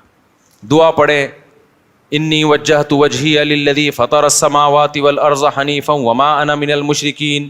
اے اللہ, میں نے اپنے رخ کو ذات کی طرف پھیر لیا جس نے آسمانوں اور زمین کو پیدا کیا, میں شرک کرنے والوں میں سے نہیں ہوں, صرف تیرے نام پہ جانور کاٹوں گا, کسی اور کے نام پہ نہیں کاٹوں گا. ان صلاتی و نسکی و محیایا و مماتی للہ رب العالمین. میری نماز, میری قربانی یہ صرف کس کے لیے؟ اللہ کے لیے. تو اس طرح کے الفاظ زبان سے عربی میں یا اردو میں دہرائیں, اے اللہ یہ ہماری طرف سے ہے, اس کو تو اپنے دربار میں قبول کر لے. اس وقت جو ہلا گلا, باجے, پوں پوں, اچھل کود, یہ بہت غلط حرکت ہے. سمجھ رہے ہو کہ نہیں؟ بالکل ایسے موقع پہ مسلمان پہ یہ چیزیں سوٹ نہیں کرتی. جو عبادت کا موقع ہے اس میں آپ اس طرح کی انٹرٹینمنٹ کر رہے ہو کہ پتہ ہی نہیں چل رہا ہے کہ کوئی شادی ہو رہی ہے یا عبادت ہو رہی ہے. سمجھ رہے ہو کہ نہیں سمجھ رہے؟ یہ کام کرنا ہے آپ نے. اس کے بعد جب جانور کٹ جائے اور حصے ہو جائیں تو آپ نے کیا کرنا ہے؟ اگر آپ غریب ہیں, آپ کے بچوں کی تعداد زیادہ ہے, گوشت کھانے کو کم ملتا ہے سال میں, غربت کی وجہ سے فیملی بڑی ہے, تو سارا گوشت خود ہی کھا لیں. پھر ایک حصہ صدقہ کرنا یہ افضل بھی نہیں ہے, کیونکہ اپنے بچوں کا حق پہلے ہے, دوسروں کا حق اسلام میں بعد میں. بعض ایسے غریب ہوتے ہیں بیچاروں کو پورے سال گوشت نہیں ملتا, اب انہوں نے پیسے جمع کر کے قربانی کر لی, تو کھاؤ بھائی, ٹھیک ہے نا, پھر صدقہ نہ کرو. لیکن اگر اللہ نے آپ کو مالی وسعت دی ہے, آپ پورے سال گوشت کھاتے رہتے ہیں, تو پھر 1/3 گوشت کیا کر دیں؟ کم سے کم بولو صدقہ کر دیں, افضل ہے. کیونکہ قرآن کہہ رہا ہے کلو منہا, خود بھی کھاؤ اور مسکینوں کو بھی کھلاؤ. تو کم سے کم 1/3 گوشت کیا کر دیں آپ؟ وہ صدقہ کر دیں, آپ لوگوں کو کھلا دیں. آپ سمجھتے ہو کہ نہیں سمجھتے؟ دوسرا کام, باقی 1/3 کا کیا کریں؟ وہ رشتہ داروں کو دے دیں. لیکن اگر رشتہ داروں نے بھی قربانی کی پھر نہ دیں ان کو, تو 2/3 کھا لیں. لیکن 1/3 کوشش کریں کیا کریں بھائی؟ صدقہ کر دیں. یہ مالداروں کے لیے. غریب آدمی کیا کرے؟ پورا کھا جائے, ٹھیک ہے نا, اللہ کی طرف سے ضیافت ہے, بار بار موقع ملتا نہیں تو پھوڑ دے. اچھا, پھر تیسری بات, قربانی کے گوشت کو ایک بہت اہم مسئلہ ہے کہ بعض لوگ ساری قربانی صدقہ کر رہے ہوتے ہیں کہ اپنے ملک میں اپنے گھر میں کرنی نہیں ہے، بلکہ ہم نے کیا کرنا ہے، دوسرے ملک میں، غریبوں کے ملک میں کرنی ہے. جیسے امریکہ اور یو کے میں لوگ کر رہے ہوتے ہیں، وہاں نہیں کر رہے قربانی، یار ساری پاکستان میں کر دو، غریبوں کو کھلا دو. یہ مناسب نہیں ہے. آئی بات سمجھ میں؟ کیونکہ قربانی میں یہ اصل صدقے کا حکم نہیں ہے. اصل صدقہ بھی ہے اس میں ضمناً، اصل تو حکم یہ ہے کہ بقرعید کے 3 دن ہیں، اللہ چاہتا ہے میرے نام پہ جانور کاٹو اور پھر اللہ کی طرف سے آپ کے لیے اس کی میزبانی ہے. اللہ میاں کہہ رہے جانور ذبح کرو اور کیا کرو، پھر کھاؤ اللہ کی نعمت. آپ کہہ رہے میں نہیں کھاؤں گا، میں کیا کروں گا، میں پاکستان میں قربانی کروں گا، میں انڈیا میں کروں گا، میں افریقہ میں کروں گا، میں خود کچھ بھی نہیں کھاؤں گا. تو میں یہ نہیں کہہ رہا کہ حرام ہے، ناجائز ہے، قربانی کا ثواب تو ملے گا، لیکن یہ ایک نوعیت کا اعراض ہے اللہ کی ضیافت سے. روزہ حرام کر دیا تاکہ آپ گوشت سے اوائڈ نہ کریں. اس لیے علماء یہ کہتے ہیں کہ آپ ٹھیک ہے باہر ملک میں قربانی کریں غریبوں کے لیے، کم سے کم ایک حصہ آپ اپنے ملک میں جہاں آپ رہتے ہیں وہاں کریں، اس لیے تاکہ قربانی کا گوشت آپ کے گھر میں آئے اور آپ اس گھر کو، اس گوشت کو کھائیں. اب مالدار لوگ کہتے ہیں ایکچولی ہمیں ضرورت نہیں ہے کھانے کی، ہم پورے سال کھاتے ہیں، ہمیں کیا ضرورت ہے. میں نے دیکھا ہے ایسے مالداروں کا، ہم تو کھاتے ہیں پورے سال ہی گوشت کھاتے ہیں. فون کیا اپنے خادم کو، یار تم ایسا کرو وہ وہیں عیدی سینٹر میں ذبح کر کے وہیں غریبوں کو بانٹ دو. اور بھائی آپ کو کب، ہم نے کب کہا کہ آپ نہیں کھاتے؟ یہ والا وہ والا نہیں ہے جو آپ پورے سال کھاتے ہیں. سمجھ میں آ رہی ہے بات؟ یہ وہ والا گوشت نہیں ہے جو آپ پورے سال کھاتے ہیں. دیکھو آپ کے ابا نے آپ کو بلایا، آپ گئے، آپ کے ابا نے بڑی خوشی کا اظہار کیا میرا بیٹا آج مجھ سے ملنے کے لیے آیا ہے، اور آپ کے ابا نے آپ کے لیے دال چاول لا کے رکھ دی. آپ کا ابا میں دال چاول، میں تو ویسے ہی اتنا کھاتا پیتا آدمی ہوں، میں تو کوفتے کھاتا ہوں اور ابھی بھی میں نے تھوڑی دیر پہلے برگر کھایا، تو ایکچولی یہ آپ لائن میں دے دیں، وہ شاپر میں ڈال کے دے دیں، میں کسی محلے میں کسی کو صدقہ کر دیتا ہوں. آپ نے شاپر میں ڈالا اور آپ نے کہا صدقے کا ثواب لوں گا میں. ابا کو غصہ آئے گا کہ نہیں آئے گا؟ ابے تو مجھے خوش کرنے کے لیے دھونے والے کھا لیتا ہے اس میں سے، میں نے تیرے لیے بنائے ہیں. تو جس میں تکبر ہوگا وہ نہیں کھائے گا، جس میں تواضع ہوگی وہ پیٹ بھرا ہوا بھی ہوگا نا، تو ابا کے سامنے دال چاول ایسے کھائے گا جیسے کئی دن کا بھوکا ہوں میں. کیا خیال ہے بھائی؟ ایسے کھائے گا جیسے کئی دن کا بھوکا ہوں میں. وہ کہے گا میں تو، مجھے تو بہت مزہ آ رہا ہے اس کے کھانے میں، بڑا دل چاہ رہا تھا میرا کھانے کو، آپ نے بڑے صحیح ٹائم پہ ابا میرے لیے دال چاول کا انتظام کیا. ایسے موقع پہ کہنا ابا شاپر میں ڈال دو، میں پاکستان میں صدقہ کر دیتا ہوں. ٹھیک ہے نا، وہاں غربت زیادہ ہے. تو یہ جو باہر ملکوں میں، لندن میں، امریکہ میں لوگ اپنے گھر میں ذرا بھی قربانی نہیں کرتے، یہ غلط کرتے ہیں. ٹھیک ہے آپ پاکستان غریب ملک ہے، یہاں بھی قربانی کر لیں، لیکن اگر ایک ہی حصہ کرنا ہے نا تو پھر اپنے گھر میں کریں، صدقہ بعد میں کر دینا آپ. کیونکہ اللہ میاں یہ گوشت، یہ وہ بکرا نہیں ہے جو آپ روزانہ کاٹ کے کھاتے ہیں، یہ وہ بکرا ہے جو کون کھلا رہا ہے؟ اللہ کھلا رہا ہے. تو اس میں تکبر کہ ایکچولی ہمیں تو ضرورت نہیں ہے، ایکچولی ٹوپی ڈرامے چھوڑ دو بھائی، اللہ کھلا رہا ہے، شوق سے کیا کرو، کھاؤ. اللہ نے ہمیں بھی رزق دیا ہے الحمدللہ. مجھے یاد ایک دفعہ بقرعید میں کیا ہوا کہ جی وہ میرا سفر تھا، اب دال چاول ہی مل رہی ہے بقرعید کے دن. مجھے اتنا غصہ آیا، یار آج ہماری عید کا دن ہے، کہیں سے گوشت لے کر آؤ بھائی قربانی کا. میں نے ساتھیوں کو ہلا دیا، پھر انہوں نے انتظام کیا بھائی وہ فلاں جگہ. میں نے کہا بھائی گوشت کھائیں گے یار، ہم یہ پاگل، تو ہم مسلمان ہیں بھائی، بقرعید کے دن ہم پاگل ہیں کہ مرغی چکن بریانی مجھے لا کے بقرعید میں رکھ دی سفر کی وجہ سے نا. میں نے کہا ہم نہیں کھائے گا چکن بریانی، ہمیں قربانی کا کیا چاہیے، گوشت. اللہ کو یہ ادا ایسے موقع پہ کیا ہوتی ہے، پسند ہوتی ہے. ہمارے نبی کو کھانے پینے کا بالکل شوق نہیں تھا. سب سے زیادہ کھانے پینے سے اوائڈ کس نے کیا ہے؟ سید الانبیاء محمد صلی اللہ علیہ وسلم نے. آپ تو فاقوں سے رہتے تھے. بقرعید کے دن آپ کھاتے نہیں تھے جب تک جانور ذبح نہ ہو جائے اور پہلانے والا گوشت کا آپ کے پیٹ مبارک میں نہ جائے. سمجھ رہے ہو کہ نہیں سمجھ رہے؟ اپنا شوق دکھانے کے لیے کہ ہم آج نہیں کھائیں گے، پہلا نوالا کیا جائے گا ہمارے پیٹ میں، قربانی کے گوشت کا. تو اللہ سے استغنا مت دکھاؤ، اللہ کے سامنے تکبر بولو مت کرو، وہاں عاجزی ظاہر کرو. اللہ ہم تو کھاتے رہتے ہیں، وہ بھی تو ہی کھلاتا ہے، اپنے خرچے پہ کون سا کھاتے ہیں ہم، ٹھیک ہے نا. تو ان دنوں میں تو کھلائے گا ہم کھائیں گے. تو اس لیے بقرعید کو کوشش کریں ناشتہ بھی نہ کریں قربانی کے، لیکن یہ قربانی کے گوشت جب ٹائم پہ مل جائے. ورنہ آج کل جو قربانی کا گوشت کسائی لوگ اثر میں تیار کر رہے ہوتے ہیں تو پیٹ کمر سے چپک کے خود قربانی کا بکرا بنا ہوا ہوتا ہے آدمی. پہلے زمانے میں ٹھک ٹھک ٹھک قربانی ہوتی تھی. تو اس لیے بقرعید کے دن جو ہے نا, جو یورپ امریکہ میں لوگ رہتے ہیں, بھائی اپنے گھر میں قربانی کا گوشت لایا کرو, کھایا کرو, بچوں کو بھی کھلاؤ. بولو, بچے پوچھیں ابا آج کیوں بکرے وکرے کھائے جا رہے ہیں؟ بیٹا یہ ہمارا عید کا دن ہے اور یہ ضیافت کس کی طرف سے ہے؟ اللہ کی طرف سے. آج ہم گوشت کھائیں گے. سمجھتے ہو کہ نہیں سمجھتے ہو؟ ہاں, جس کو پرہیز ہے بڑے گوشت سے وہ بکرا کھا لے. ایسا نہ ہو کہ اتنا فارم میں آ جائے کہ ڈاکٹر نے منع کیا ہوا ہے بڑا گوشت کھانے سے. بعض لوگ یہ بھی کر رہے ہوتے ہیں, بھائی اللہ میاں نے جب کھلا رہا ہے تو میں تو کھاؤں گا. ڈاکٹر کہہ رہا ہے تو گائے مت کھا, ٹھیک ہے نا, تیرا کولیسٹرول بہت بڑھ چکا ہے. آپ کہہ رہے ہو اللہ کھلا رہا ہے, تو اللہ تو کھلا رہا ہے لیکن اللہ کہہ رہا ہے پہلے اپنی صحت بھی دیکھو نا. تو اپنی صحت کے حساب سے آپ نے کیا کرنا ہے؟ اس کو کھانا ہے. تو اللہ کا شکر ہے اب تک ہماری صحت تو افورڈ کر رہی ہے, ہم کھا لیتے ہیں, تو ہم تو کھائیں گے بھائی. تو اس لیے خوشی سے کھایا کرو, رغبت سے کھایا کرو. ہمارے نبی نے جب حج کے موقع پہ عید الاضحیٰ کے دن 100 اونٹ ذبح کروائے, آپ نے 100 اونٹ, 60 اپنے ہاتھوں سے کیے, باقی حضرت علی سے کروائے, نہر کروائے. اور شدید بھوک کا ٹائم تھا کیونکہ حج کیا آپ نے, کتنی تھکاوٹ ہوتی ہے 10 ذی الحجہ کو حاجیوں کو. میں نے جب یہ حدیث سنی نا مجھے بڑا مزہ آیا, کیونکہ ہمارے پیٹ بھی کمر سے چپکا ہوا تھا حج میں, بھوک سے حالت خراب ہو گئی تھی. تو پھر وہ حدیث آئی سامنے کہ نبی صلی اللہ علیہ وسلم جب شدید بھوک کی حالت میں, شدید تھکاوٹ میں, تو آپ نے صحابہ سے پوچھا الیس ھذا یوم النحر, کیا یہ قربانی کا دن نہیں ہے؟ کتنا مزہ آیا ہوگا نا کہ یہ دن کون سا ہے بھائی, یہ تو قربانی کا دن ہے, یہ تو کھانے پینے کا دن ہے. صحابہ نے کہا ہاں یا رسول اللہ. آپ نے 100 اونٹ نہر کروائے, پھر ہر اونٹ کا گوشت جمع کر کے اس کی یخنی بنائی گئی, اور اس یخنی کو آپ صلی اللہ علیہ وسلم نے پیا, تاکہ 100 کے 100 اونٹ جو اللہ کے نام پہ ذبح ہوئے ہیں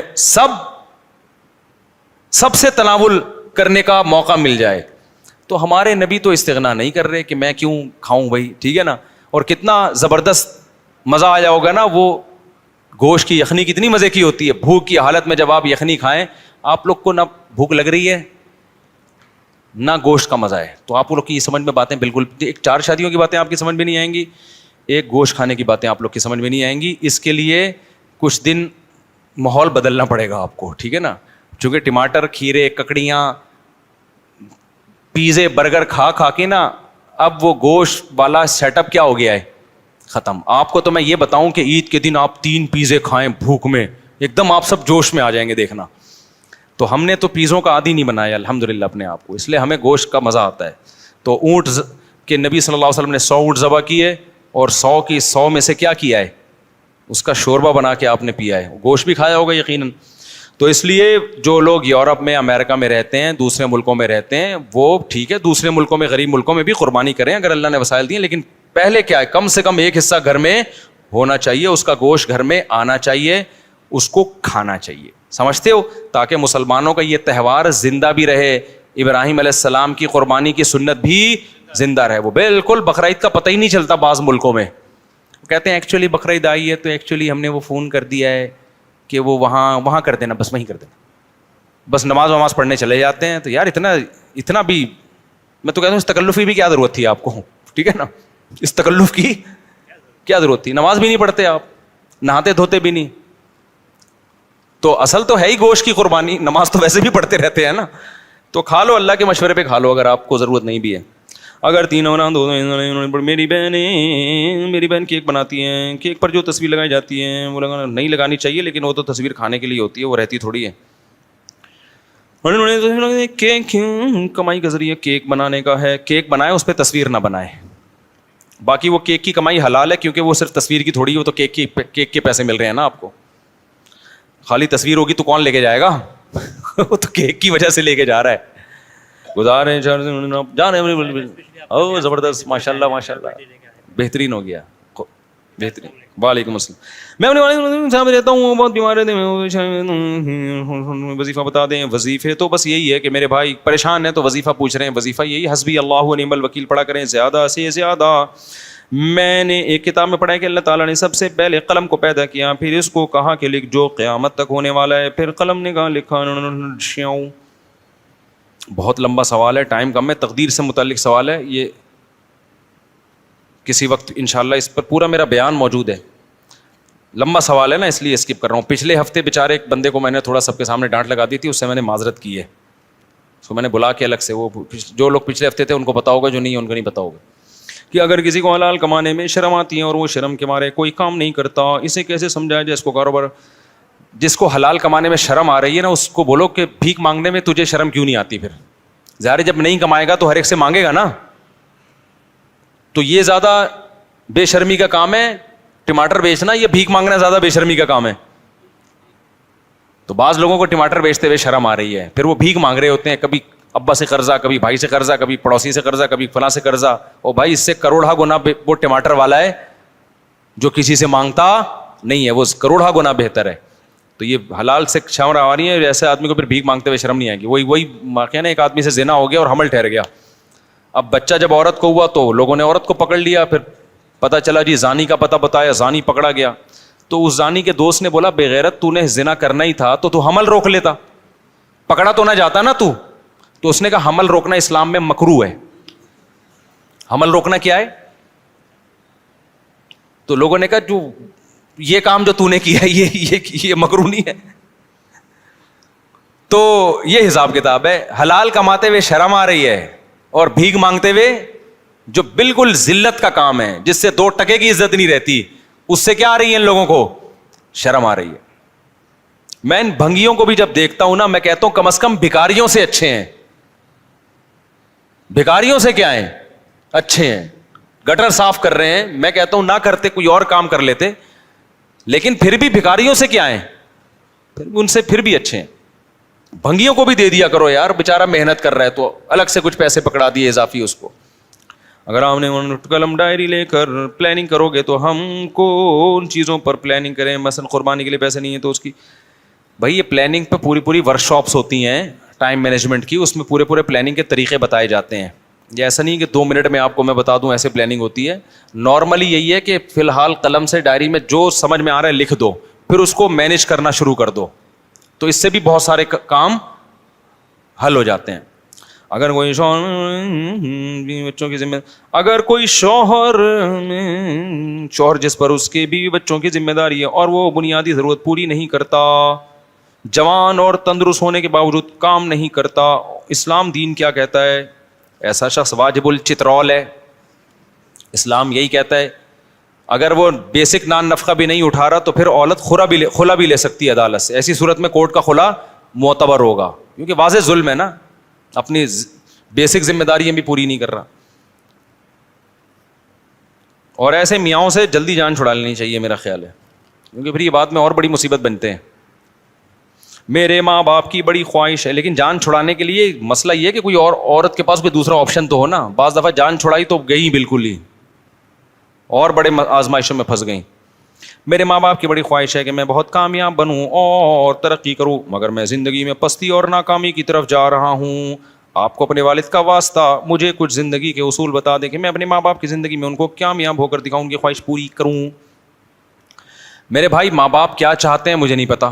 اگر ماں باپ چاہتے ہیں بڑا آدمی بن جاؤ, پیسے کماؤ, نوٹ چھاپو, تو یہ کوشش آپ کے بس میں ہے, نوٹ چھاپنا آپ کے بس میں نہیں ہے. تو ایسی چیز میں اپنی محنت ضائع کر رہے ہو جو آپ کے اختیار میں نہیں ہے.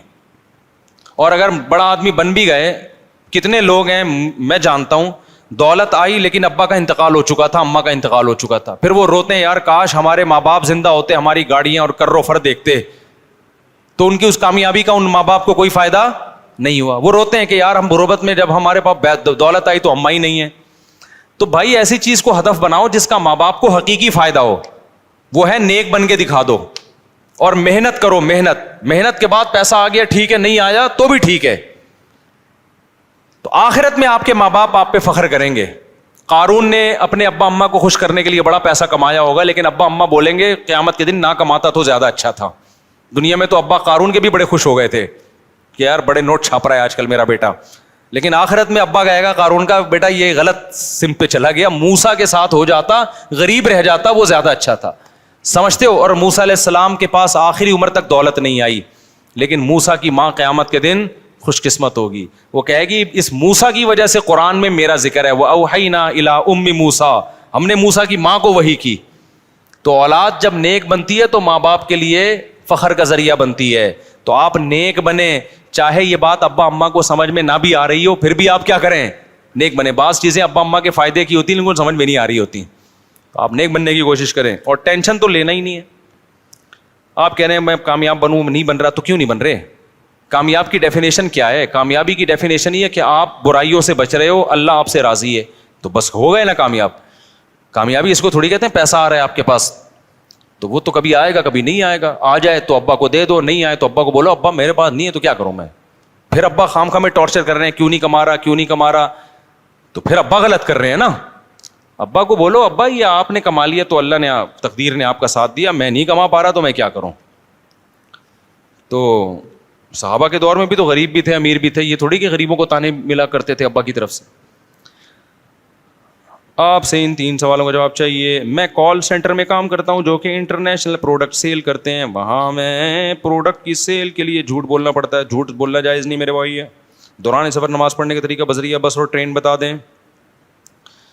بھائی بس میں نماز ایسے پڑھی جائے گی جتنی آپ کے بس میں ہوگی. ڈرائیور کو بولو روک, کوشش کرو اس سے لڑنے کی, رکواؤ, زمین پہ کھڑے ہو کر پڑھو اور جلدی جلدی پڑھ لو. ایسا نہ ہو کہ خوشبو خضو سے پوری تفصیلی نماز بعض لوگ شروع کر دیتے ہیں, سارے مسافر برا بلا کہہ رہے ہوتے ہیں. تو حتی الامکان کوشش کرو. پھر بھی نہیں روکتا ہے, پورا زور لگا دیا آپ نے, تو پھر مجبوراً بس میں بیٹھے بیٹھے پڑھ لو, لیکن جب جیسے ہی اترو تو اس کو دوہرا لو, کیونکہ فرض نماز کھڑے ہو کے ہوتی ہے. سمجھتے ہو گے نہیں سمجھتے؟ اور ٹرین میں تو کھڑے ہو کر بڑے آرام سے پڑھی جا سکتی ہے. ہم نے 20 دفعہ ٹرینوں میں رش کے باوجود کھڑے ہو کے نماز پڑھی ہے. کھڑے ہو کے پڑھو, رکوع میں جھک جاؤ, تھوڑا سا سردے میں سرزمین پہ رکھ لو, ہو جاتا ہے ٹرین میں. جو ٹرین میں کہتا ہے کھڑے ہو کے میں نماز نہیں پڑھ سکتا, غلط کہتا ہے. اسلام میں چہرے کا پردہ کرنا لازم ہے. جی ہاں, جوان عورت پہ چہرے کا پردہ لازم ہے. کسی لڑکے کو ٹیوشن پڑھا کس عمر کے لڑکے کو ٹیوشن پڑھا سکتے ہیں؟ جو کنوارے چھڑے چھاٹ ہیں نا, وہ بڈھوں کو ٹیوشن پڑھائیں, نوجوان لڑکوں کو ٹیوشن نہ پڑھائیں. کیونکہ آج کل جو ہومو سیکچولیٹی بہت پھیل رہی ہے سوسائٹی میں, اور ماں باپ کو بھی چاہیے تھوڑی غیرت کریں. آپ کا بچہ اگر ٹین ایجر ہے تو اس کو حوالے نہ کریں الگ کمرے میں کسی. میرے پاس بڑے کیس آتے ہیں بھائی کہ بچے کو ٹیوٹر سے پڑھوایا, ٹیوٹر کے بچے سے تعلقات ہوئے, اس کو بہلا پھسلا کے اسی کے ساتھ غلط کرنا شروع کر دیا. ماں باپ کو نہیں پتا چلتا. ماں باپ کو پتا اس وقت چلتا ہے جب بچہ بھی بگڑ چکا ہوتا ہے, اس کو بھی لت پڑ چکی ہوتی ہے. کیونکہ بڑے بڑے بغیرت لوگ دنیا میں پڑے ہوئے ہیں, بچوں کو لالچ دے رہے ہوتے ہیں, اور ماں باپ کو شرم نہیں آتی کہ بھئی آپ اپنا بچہ ایسے ٹیچر کے حوالے کیوں کر رہے ہو. ماں باپ کہتے ہیں یہ غلط نہیں ہے. ہو سکتا ہے غلط نہ ہو, لیکن اگر غلط ہوگا تو ماتھے پہ تھوڑی لکھا ہوا ہوگا, اور اس میں اچھی اچھی فیملی کے لوگ مبتلا ہیں. تو ہم نہیں کہہ رہے ٹیوٹر سے یا ٹیچر سے آپ بدگمان ہو, ہم نہیں کہہ رہے, امید ہے صحیح ہوگا. لیکن اگر 100 میں 1 خراب ہے تو اس ایک کی وجہ سے 99 کو بھی آپ کو خراب سمجھنا پڑے گا. سمجھتے ہو گیا نہیں سمجھتے ہو؟ بچوں کو کبھی بھی آپ اکیلے کسی کے گھر میں نہ بھیجیں, اکیلے کسی کے حوالے. بچوں کی پوری کلاس ہونی چاہیے, پھر ٹیچر پڑھا رہا ہے بس. اور کسی ٹیچر کو, چاہے قاری ہو چاہے وہ ٹیوشن پڑھا رہا ہو اسکول کا, کوئی بھی بچوں کو ہاتھ لگاتا ہے نا, یہ ناقابل برداشت جرم ہے. سمجھ میں آ رہی ہے کہ نہیں آ رہی ہے؟ نہیں آ رہی میرا خیال ہے. دیکھو ٹیوشن کوئی ٹیچر پڑھا رہی ہے, کوئی قاری صاحب بچوں کو قرآن پڑھا رہے ہیں, بچوں کے گال پہ ہاتھ لگا دیا اس نے, یا ہاتھ پہ ہاتھ لگا رہے ہیں, آپ نے فوراً اس کو تنبیہ کرنی ہے کہ یہ بچہ ہے, آپ نے اپنی باڈی کو اس سے کیا کرنا ہے, بولو دور. بالکل ہاتھ کے مذاق کی آپ کو اجازت نہیں ہے. وہ کہے میں تو قاری ہوں, آپ بولے آپ بہت نیک آدمی ہیں, جو آپ کو کہا جا رہا ہے آپ نے اس کو کیا کرنا ہے, بولو نا, فالو کرنا. آپ اپنے بچے کو ٹیوشن پڑھوا رہے ہو, ٹیچر ہے, اسکول پڑھا رہا ہے, فاصلہ رکھ کے بیٹھے گا وہ.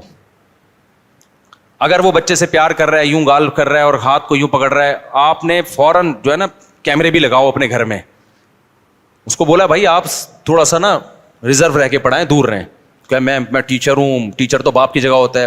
بہت اچھا آپ نے, بہت اچھا. ہم نے کب کہا کہ آپ برے آدمی ہیں, لیکن ہماری پرمپرا یہ ہے, ہمارا اصول یہ ہے کہ بچوں سے ہم کیا, اجنبی لوگوں کو کیا کرتے ہیں, ریزرو رہتے. میں سمجھا پا رہا ہوں اپنی بات. ہم نہیں کہہ رہے لوگوں کو آپ ٹھرکی سمجھیں, نیتوں پہ شک کریں. ساری برائیاں پیدا یہیں سے ہوتی ہیں. آپ نے اپنے بچے کو بچانا ہے, صرف بچے کے ساتھ ریلیشن قائم نہیں ہوتا, مسئلہ سارا یہ ہوتا ہے بچہ بھی بگڑتا ہے. یہ جتنے آپ کو بڑے بڑے ٹھرکی ملیں گے نا جو ہومو سیکچولیٹی کے عادی ہیں, ان کے ساتھ بچپن میں ہی غلط ہوا ہوتا ہے. اور بچہ بعض دفعہ شرم کی وجہ سے بتا نہیں رہا ہوتا اپنے ماں باپ, وہ ڈر رہا ہوتا ہے ابا مار نہ دے مجھے, پیٹ نہ دے. وہ بتا نہیں رہا ہوتا اور وہ لوگ کھیل رہے ہوتے ہیں ان کے جذبات سے. تو بچوں کے ساتھ ہاتھ کا مذاق بولو نہیں ہے. دیکھو میں نہیں کہتا کہ میں بہت نیک ہوں, لیکن مجھ سے جب کوئی بھی بچے آ کے ملتے ہیں نا, یا تو بہت چھوٹا بچہ ہو, وہ ایک الگ بات ہے, ذرا سا بھی 7 سال یا اوپر کا بچہ ہوگا, میں اس سے ہمیشہ فاصلہ رکھتا ہوں. حالانکہ اللہ کا بڑا فضل ہے, میری اتنی شادیاں ہیں, مجھے الحمدللہ کوئی بڑے دعوے نہیں کر رہا, مجھے الحمدللہ یہ ہومو سیکسولیٹی ویکٹولیٹی اس سے قے آتی ہے, الٹی آتی ہے یہ لفظ سن کے بھی. اس کے باوجود میں کیا کرتا ہوں, ادھر بیٹھو بس, زیادہ نہیں چپکنے دیتا کسی بچے کو. وجہ اس کی یہ کہ ماحول آپ ایسا بنائیں کہ لوگ اس عمل کو برا سمجھیں, بچوں کے لپٹنے کو, بچوں کے گود میں آ کے بیٹھنے کو, اجنبی شخص کے لوگ اس عمل کو کیا سمجھیں, برا سمجھیں. آئی بات سمجھ میں؟ تو فاصلہ, دور بیٹھنا ہے. مولوی صاحب ہو ان سے بھی دور بیٹھنا ہے, ڈاکٹر صاحب ہیں ان سے بھی بچے نے دور بیٹھنا ہے, رکشے والے سے بھی بچے نے بولو نا دور بیٹھنا ہے. رکشے والے کی گود میں بٹھا دیتے ہیں بچے کو لے جا کے. تو ہم کسی سے بدگمان نہیں ہو رہے, لیکن اسلام کا حکم ہے احتیاط. یہ دور فساد کا دور ہے, یہ دور, بلکہ میں یہاں تک کہتا ہوں اپنے بچوں کو کزنوں سے بھی دور رکھو. شادی بیاہ میں اکثر یہ ہوتا ہے کہ بچے کزنوں کے ساتھ چپک کے ایک بستر پہ سو رہے ہوتے, کہ بارات آئی ہوئی ہے نا, سارے ایک ہی ٹبر کا ٹبر ایک ہی گھر میں ہے, تو پھر نہیں پتا ہوتا کون کہاں سو رہا ہے. کزنوں سے یہ بیماری پھیلتی ہے. آپ کے 10 کزن ہیں, ان میں ایک اگر خراب ہوگا نا, وہ تاک کے ایسا بچہ تلاش کرے گا کہ مجھے اس کے ساتھ سونے کی جگہ ملے وہ رات, اور پھر وہ اس کو بھی خراب کرے گا. تو بچوں کو جب کہیں شادی بیاہ گیدرنگ ہوتی ہے تو آپ نے نظر رکھنا ہے اپنے بچے. ماں کا کام ہے یہ, زیادہ بچے ماں کے ساتھ زیادہ اٹیچ ہوتے ہیں. ماں کا کام ہے نظر رکھے کہ میرے بچے کو کوئی کزن وغیرہ تو نہیں اس کے ساتھ زیادہ فری ہو رہا, کوئی اس کے ساتھ لیٹنے کی کوشش تو نہیں کر رہا, کوئی اس کو تنہائی میں لے کے تو نہیں جا رہا چیز دلانے کے بہانے. سمجھ رہے ہو؟ میں نہیں کہہ رہا کہ اس بچے کے کزن خراب ہیں, خوب سمجھ لو, کیونکہ پھر میرے بارے میں لوگ یہ کمنٹس کرتے ہیں اچھا یہ ان کو ٹھڑکیوں سے ہی واسطہ پڑا ہے. بھائی نیک لوگ ہیں, سارے نیک لوگ ہیں الحمدللہ, لیکن ہم نے کیا کرنی ہے, 100 میں 1 خراب ہونے کی وجہ سے احتیاط 99 سے کرنی ہے, کیونکہ ماتھے پہ نہیں لکھا ہوگا جو خراب ہوگا. اور جو بغیرت خراب ہوتا ہے نا, وہ اخلاق کا بہت اچھا ہوتا ہے, سب سے اچھا دیکھنے میں لگے گا وہی آپ کو. وہ بڑا بنا ہوا ہوگا, نہیں وہ بڑا اچھے بات کر رہا ہوگا, خدمتیں بھی بڑھ چڑھ کے آپ کی وہی کر رہا ہوگا تاکہ آپ اس پہ زیادہ اعتماد کریں. سمجھتے ہو کہ نہیں سمجھتے؟ تو اپنے بچوں کو دور رکھو, کزنوں سے بھی کھیلیں, کزنوں کے ساتھ سونے کی کوئی اجازت نہیں ہے, نہ تنہائی میں اکٹھا بیٹھنے کی اجازت. بھائی کھیلو کودو, تھپڑ مارو, مارم پیٹی کھیلو, بھاگو دوڑو, اس حد تک ٹھیک ہے. اس سے زیادہ بیڈ پہ چپک کے سو رہے ہیں, اور جناب وہ کزنوں کے ساتھ, لڑکیوں کے ساتھ سو رہی ہیں چپک کے, بالکل غلط ہے, اس کی قطعاً اجازت نہیں ہے. ہاتھ کا مذاق, باڈی کا مذاق, زبان سے مذاق ٹھیک ہے. کیا کہہ رہے ہیں, کیا بول رہا ہے؟ ہاں وہ جم میں بھی ٹرینر بھی ایسے ہوتے ہیں, یہ صحیح کہہ رہے ہو آپ. تو وہ ٹرینر کیا کر رہا ہوتا ہے, سارے ٹرینر نہیں ہوتے بھائی جو میرا بیان سن رہے ہیں ان کے علاوہ کی بات کر رہا تھا, وہ آپ کو نا ہاتھ بار بار لگا رہا ہوتا ہے. اب آپ یوں کرو, یہ جو ہومو سیکسولیٹی کے عادی ہوتے ہیں نا, جن کو ہم جو کہتے ہیں وہ ممبر پہ نہیں کہہ سکتا, ابے ان کے لیے ایک مخصوص لفظ ہے نا, اب وہ ممبر پہ مناسب نہیں ہے نا, وہ ہوتے ہیں یہ لوگ. تو یہ بہت طریقوں سے اپنی ٹھڑک پوری کرتے ہیں. یہ عید کے موقع پہ آپ سے چپک کے گلے ملیں گے, آپ سمجھ رہے ہو کہ اس کو زیادہ عید کا مزہ آ رہا ہے, اس نے روزے زیادہ اچھے رکھے ہیں, یہ چھوڑے گا ہی نہیں آپ کو, آپ سمجھ رہے ہو بہت اچھے ہیں. اور پھر یہ جب ٹریننگ آپ کو کروائیں گے جم میں, تو بلا وجہ آپ کی باڈی پہ ہاتھ لگا رہا ہوگا. ابے تو دور سے کھڑے ہو کے بتا دے یار, تو ہاتھ کیوں لگا رہا ہے, نم مت لگانے تو ہاتھ. سمجھ رہے ہو ہاتھ کا مذاق کیا ہے, غلط ہے, دور رہو یار, وہیں سے بتا دو, ہمیں سمجھ میں آ جائے گا کیا کرنا ہے. سوئمنگ پول میں اس طرح کے ٹھرکی ہوتے ہیں, گھس جاتے ہیں, وہاں آپ کو سوئمنگ سکھانا شروع کر دیں گے. تو مسجدوں میں بھی ہوتے ہیں, آ کے نماز میں چپک کے کھڑے ہو جائیں گے, آپ کے پاؤں کے ساتھ اپنا پاؤں, بچوں کے ساتھ نا اپنا پاؤں ملانا شروع کر دیتے ہیں. ان کو تھوڑی سی لیڈ چاہیے بس, کہیں سے بھی ان کی ٹھڑک پوری ہو رہی ہو نا, پوری ٹھڑک نہ ہو, کہیں جہاں سے بھی مل رہی ہو, ہاتھ ملائیں گے, چھوڑیں گے نہیں ہاتھ, یوں دباتے رہیں گے. یہ سارے ٹھڑکیوں کی مختلف قسم کی کیا ہیں, علامتیں. میں نہیں کہہ رہا جو ہاتھ ملا رہا ہے زور سے تو آپ اس کو بدگمان ہونا شروع ہو جائیں, لیکن میں بتاتا ہوں کہ یہ لوگ یہ کام بھی کر رہے ہوتے ہیں. تو آپ نے اپنی بھی, جو بچے ہیں وہ اپنی بھی حفاظت کریں, اور ماں باپ بچوں کی حفاظت کریں, بڑوں کے ساتھ ان کو بیٹھنے نہ دیں, اپنے رشتہ داروں میں بھی نہ بیٹھنے دیں ان کو. آج کل تو یہ چچا مچا میں بھی بہت کچھ ہونے لگا ہے, حالانکہ محرم رشتے ہیں, چچا کا رشتہ بڑا مقدس ہے, بدگمان نہ ہو جائیں, لیکن اگر آپ کی بیٹی جوان ہو گئی ہے تو ایس، کیونکہ لوگ فلمیں دیکھ رہے ہیں فحش اور حرام کاریاں دیکھ رہے ہیں انٹرنیٹ پہ، پھر ان کی ٹھڑک بہت اوپر پہنچی ہوئی ہوتی ہے، پھر بھتیجی بانجی اور اس طرح کی چیزوں میں ہزاروں میں کچھ لوگ ایسے ہوتے ہیں، ایک آدھ ایسے ہوتے ہیں جو خراب ہو جاتے ہیں. تو ان ایک آدھ کی خرابی کی وجہ سے وہ 999 سے بھی احتیاط بولو کرنی پڑتی. ہمارے گھروں میں اللہ کا شکر ہے ایسا کوئی سیٹ اپ نہیں ہے، لیکن اس کے باوجود ہم ریزرو رہتے ہیں. ہماری بھانجی آتی ہیں، ہم سر پہ ہاتھ رکھتے ہیں، بس ایسا نہیں یوں کر کے گلے مل رہے ہیں. حالانکہ ہماری بچیاں ہیں، بچیوں کی طرح ہیں، بیٹیوں کی طرح ہیں الحمدللہ، لیکن ماحول ہم نے ایسا بنایا بھائی یہ والا مذاق ہے ہی نہیں ٹھیک. سر پہ ہاتھ رکھو، بہو کے ہاتھ سر پہ رکھو، بیٹی کے ہاتھ بولو سر پہ ہاتھ، اور بہنوں کے سر پہ ہاتھ. ساس ہے اس سے سر پہ ہاتھ رکھوا لو، بس ساس سے اس سے زیادہ فری ہونے کی کوشش بولو نا. عید ہو گئی بھائی، سر پہ ہاتھ رکھ، چپک چپک کے مل رہے ہیں، ساسوں سے گلے مل رہے ہیں، بہوؤں سے گلے مل رہے ہیں. ایک آدمی نے بتایا میرا ابا میری بیگم سے ملتا ہے تو چھوڑتا ہی نہیں ہے. ہاں، اور پڑھے لکھے ابا تھے. کہہ رہے مجھے غصہ آ رہا ہوتا ہے، ابا بس کرو یار. کہہ رہے ہیں بیگم میری ہے، ابا کی بیٹیوں کی طرح ہے وہ، لیکن ٹھڑک ہے ابا میں. تو یہ غلط سوسائٹی غلط رخ پہ جا رہی ہے نا. میں پھر کہہ دوں ہمارے معاشرے میں خیر غالب ہے، زیادہ تر ایسا نہیں ہے الحمدللہ. سسر باپ ہی ہوتا ہے، باپ جیسا ہی سمجھنا چاہیے اس کو. لیکن کچھ ٹھرکیوں کی وجہ سے 1000 میں ایک ٹھرکی ہے تو احتیاط اس ایک سے نہیں ہوگی، اس کمبخت کی وجہ سے 999 سے کیا ہوگی؟ احتیاط ہوگی. تو سسر بہو کے سر پہ ہاتھ رکھے. بس حج کر کے آ رہے ہیں تو ملنے کے لیے جھپیاں پا کے گلے ملنا ضروری. گلے ملو اپنی جیسے داڑھی والے کے ساتھ جس سے بدبو آ رہی ہو، آپ کو بغلیں سے اسمیل آ رہی ہو اس سے گلے ملو آپ، ٹھیک ہے. آدمی ہو کھردرا اس سے گلے ملو. تو ہم نے منع نہیں کیا اس سے آپ گلے ملو، 100 دفعہ گلے ملو، لیکن آپ کو گلے ملنے کے لیے آپ کو وہی پپو سا ایک لڑکا نظر آ رہا ہے گلے ملنے کے لیے، اس کو تلاش کر رہے ہیں، عید آ رہی ہے تو گلے ملنے ہیں اس سے میں نے.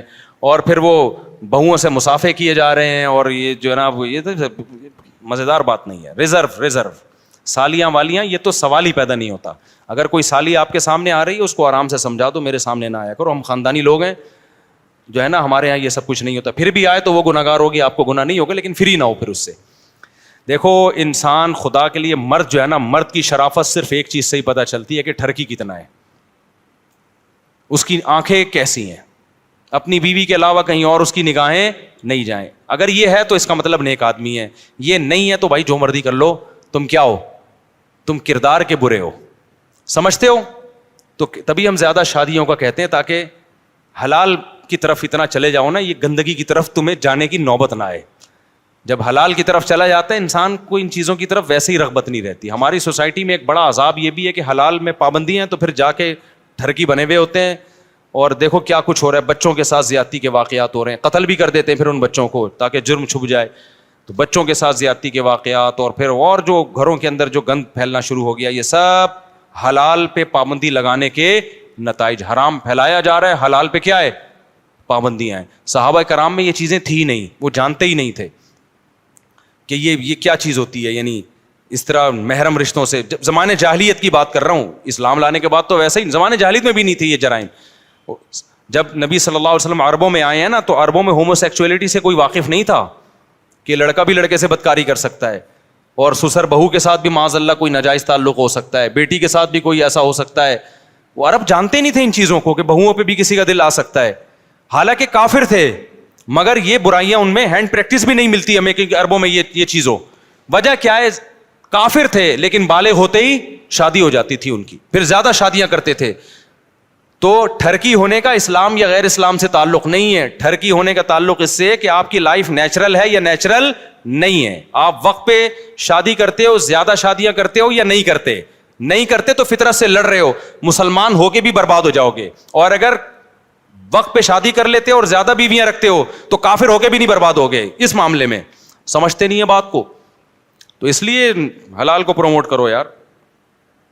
کسی مرنے کے لڑکے کو ٹی وی میں بنا سکتے ہیں، وہ بتا کیا مشروم کھانا، مشروم کیا ہوتا ہے بھائی؟ کہہ رہے مشروم کھانا ٹھیک ہے، یعنی مشروم کیا ہوتا ہے؟ بہت سنا یہ لفظ میں نے.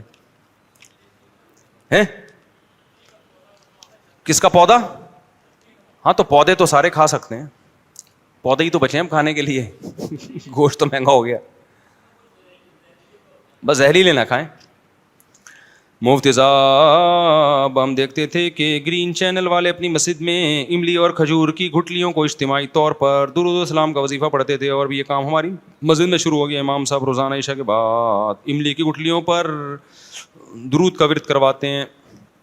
اگر ویسے گٹھلیاں لا کے رکھی ہوئی ہیں لوگوں نے پڑھ لیں تو ٹھیک ہے, لیکن باقاعدہ اعلان کر کے کہ اس ٹائم پہ سب جمع ہو جائیں اور یہ والا درود پڑھا جائے گا, یہ پھر بدعت عمل ہے, اس سے اجتناب کرنا لازم ہے.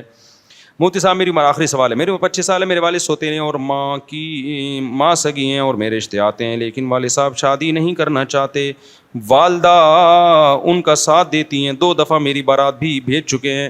میں جاب کرتی ہوں, شاید اس لیے وہ میری شادی نہیں کرنا چاہتے. یہ بہت بڑا مسئلہ ہے. آج کل لڑکیوں کو جاب کرواتے ہیں, پھر وہ نوٹ چھاپنا شروع کر دیتی ہیں, پھر نہ بھائی اس کی شادی ہونے دیتے ہیں نہ باپ, کیونکہ فری پھوکٹ کی حرام کھانے کی ان کو عادت پڑ جاتی ہے. تو لڑکیوں کی جاب کا جہاں بہت سارے سائڈ افیکٹ ہیں نا, ان میں ایک سائڈ افیکٹ یہ بھی ہے. ہم تو قائل ہی نہیں ہے لڑکیوں کی جاب کے. عورت گھر کی 4 دیواری میں اچھی لگتی ہے بھائی, اور پھر وہ آپ سے محبت بھی کرے گی, آپ کا انتظار کرے گی.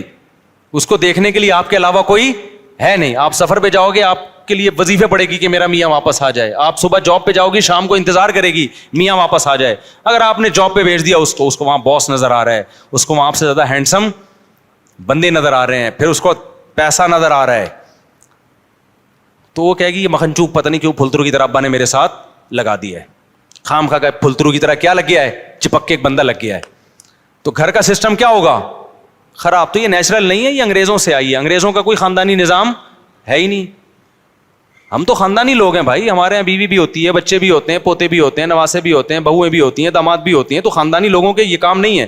تو مجبوری میں جاب کر رہی ہے ایک الگ بات ہے.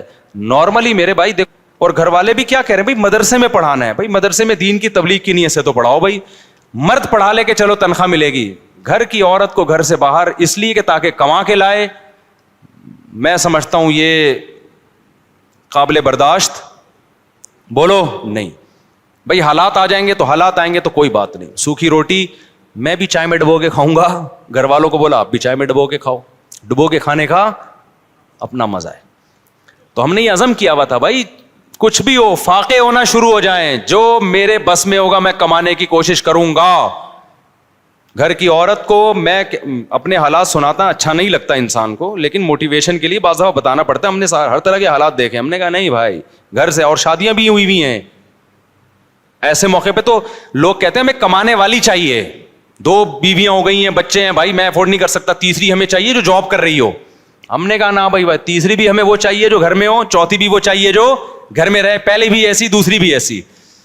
اب خرچے بڑھ رہے ہیں تو تیرا باپ کمائے گا ٹھیک ہے نا, جتنا کما, پھر اللہ نے برکت بھی دی. تو مرد کی کمائی میں اللہ نے برکت رکھی ہے. جس مرد کو عورت کی کمائی جس کو منہ کو لگ گئی نا, وہ مرد بڑا ڈھیٹ ہوتا ہے, بتا دوں آپ کو. اور پھر یہ چیز اس کی نسلوں میں ٹرانسفر ہوتی ہے. پھر تمہارے بیٹے بھی بن جائیں گے گھر میں بیٹھ کے کھانے والے. پھر وہ حشر ہوگا جو فلپائن کا ہوا ہے. فلپائن میں یہ رواج چلا کہ عورت بھی کمائی مرد بھی کمائے. تھوڑے دنوں میں یہ ہوا ہے صرف عورت ہی کمائے گی, مرد بیٹھ کے کھائے گا. اور یہ اپاہج پنا آ رہا ہے ہماری سوسائٹی میں. اس لیے آدمی بنو, پجامہ مت بنو. نہیں آئی بات سمجھ میں؟ آدمی بنو, پجامہ. دیکھو یہ ڈیزائن پجامے کا بھی ہوتا ہے, یوں یوں کر کے ایک ڈیزائن ہوتا ہے نا, یہ پجامے کا بھی وہی ڈیزائن ہوتا ہے جو آپ کا ہے. اصل میں اندر سے پتا چلتا ہے کہ یہ آدمی ہے, یہ کیا ہے, پجامہ ہے. تو آدمی اسے کہتے ہیں جو کہتا ہے بھائی جیسے تیسے حالات ہوں, کمانا کس کی ذمہ داری ہے, بول لو نا میری ذمہ داری, میں کما کے کھلاؤں گا. فاقے پڑیں گے کوئی بات نہیں بھائی, آپ بھی فاقے میں. اگر بیگم کہے میں نے اس فاقے میں نہیں رہنا تو بھائی نہیں رہو, کوئی بات نہیں. ہمارے نبی نے ایسا ہی کیا تھا. امہات المومنین کے گھر میں جب فاقے پڑنا شروع ہوئے تو امہات المومنین نے کہا بھائی یہ تو گزارا مشکل ہو رہا ہے, کھانے کو ہی نہیں ہوتا. تو ہمارے نبی نے یہ تو نہیں کہا کہ ٹھیک ہے آپ لوگ بھی جاب کر لیں اور میں بھی دیکھتا ہوں. ہمارے نبی نے فرمایا بھائی میں تو اسی طرح ہی چلوں گا, آپ نے رہنا ہے آپ میرے ساتھ رہیں. اللہ نے آیتیں نازل کی کہ اپنی ازواج کو کہہ دیں کہ اگر اسی طرح گزارا کرنا ہے تو نبی کے ساتھ گزارا کرو, نہیں کرنا تعالینا امتعکن واسرحکن سراحا جمیلا, میں آرام سے چھوڑ دیتا ہوں, پھر کسی مالدار سے شادی کر لو. تو آپ نے اپنے اصولوں پہ سمجھوتا بولو نہیں کرنا, اپنے خاندان کو تباہ نہیں کرنا. آپ کی پرمپرا ہونی چاہیے, آپ کی نسلوں میں یہ بات کہ ہمارے خاندان میں مرد کماتے ہیں عورتیں کھاتی ہیں, چاہے جیسے مرضی حالات ہو جائیں. ہاں کوئی الگ کوئی مجبوری ہو, کوئی وہ ایک الگ بات ہے. جیسے بعض دفعہ عورت کی ضرورت ہے وہاں پہ. اب آپ نے اپنے گھر کی عورت کو نہیں بھیجا, کوئی دوسری عورت چلی جائے گی جو خراب کر دے گی. جو اسکول ہے جیسے, اب بچیوں کے اسکول کے لیے کوئی اچھی ٹیچر کی ضرورت ہے, آپ کی گھر کی خاتون اچھا پڑھا سکتی ہے, آپ نے نہیں بھیجا تو کوئی دوسری چلی جائے گی. آپ کی وائف ڈاکٹر ہے, صحیح ہے نا, وہ صحیح علاج کر سکتی ہے, آپ نے نہیں بھیجا تو کوئی 2 نمبر چلی. تو قوم کے اجتماعی مفاد میں کچھ کام کیے جا سکتے ہیں, لیکن صرف کمانے کی نیت اس میں نہ ہو. کمانا کس کی ذمہ داری ہے؟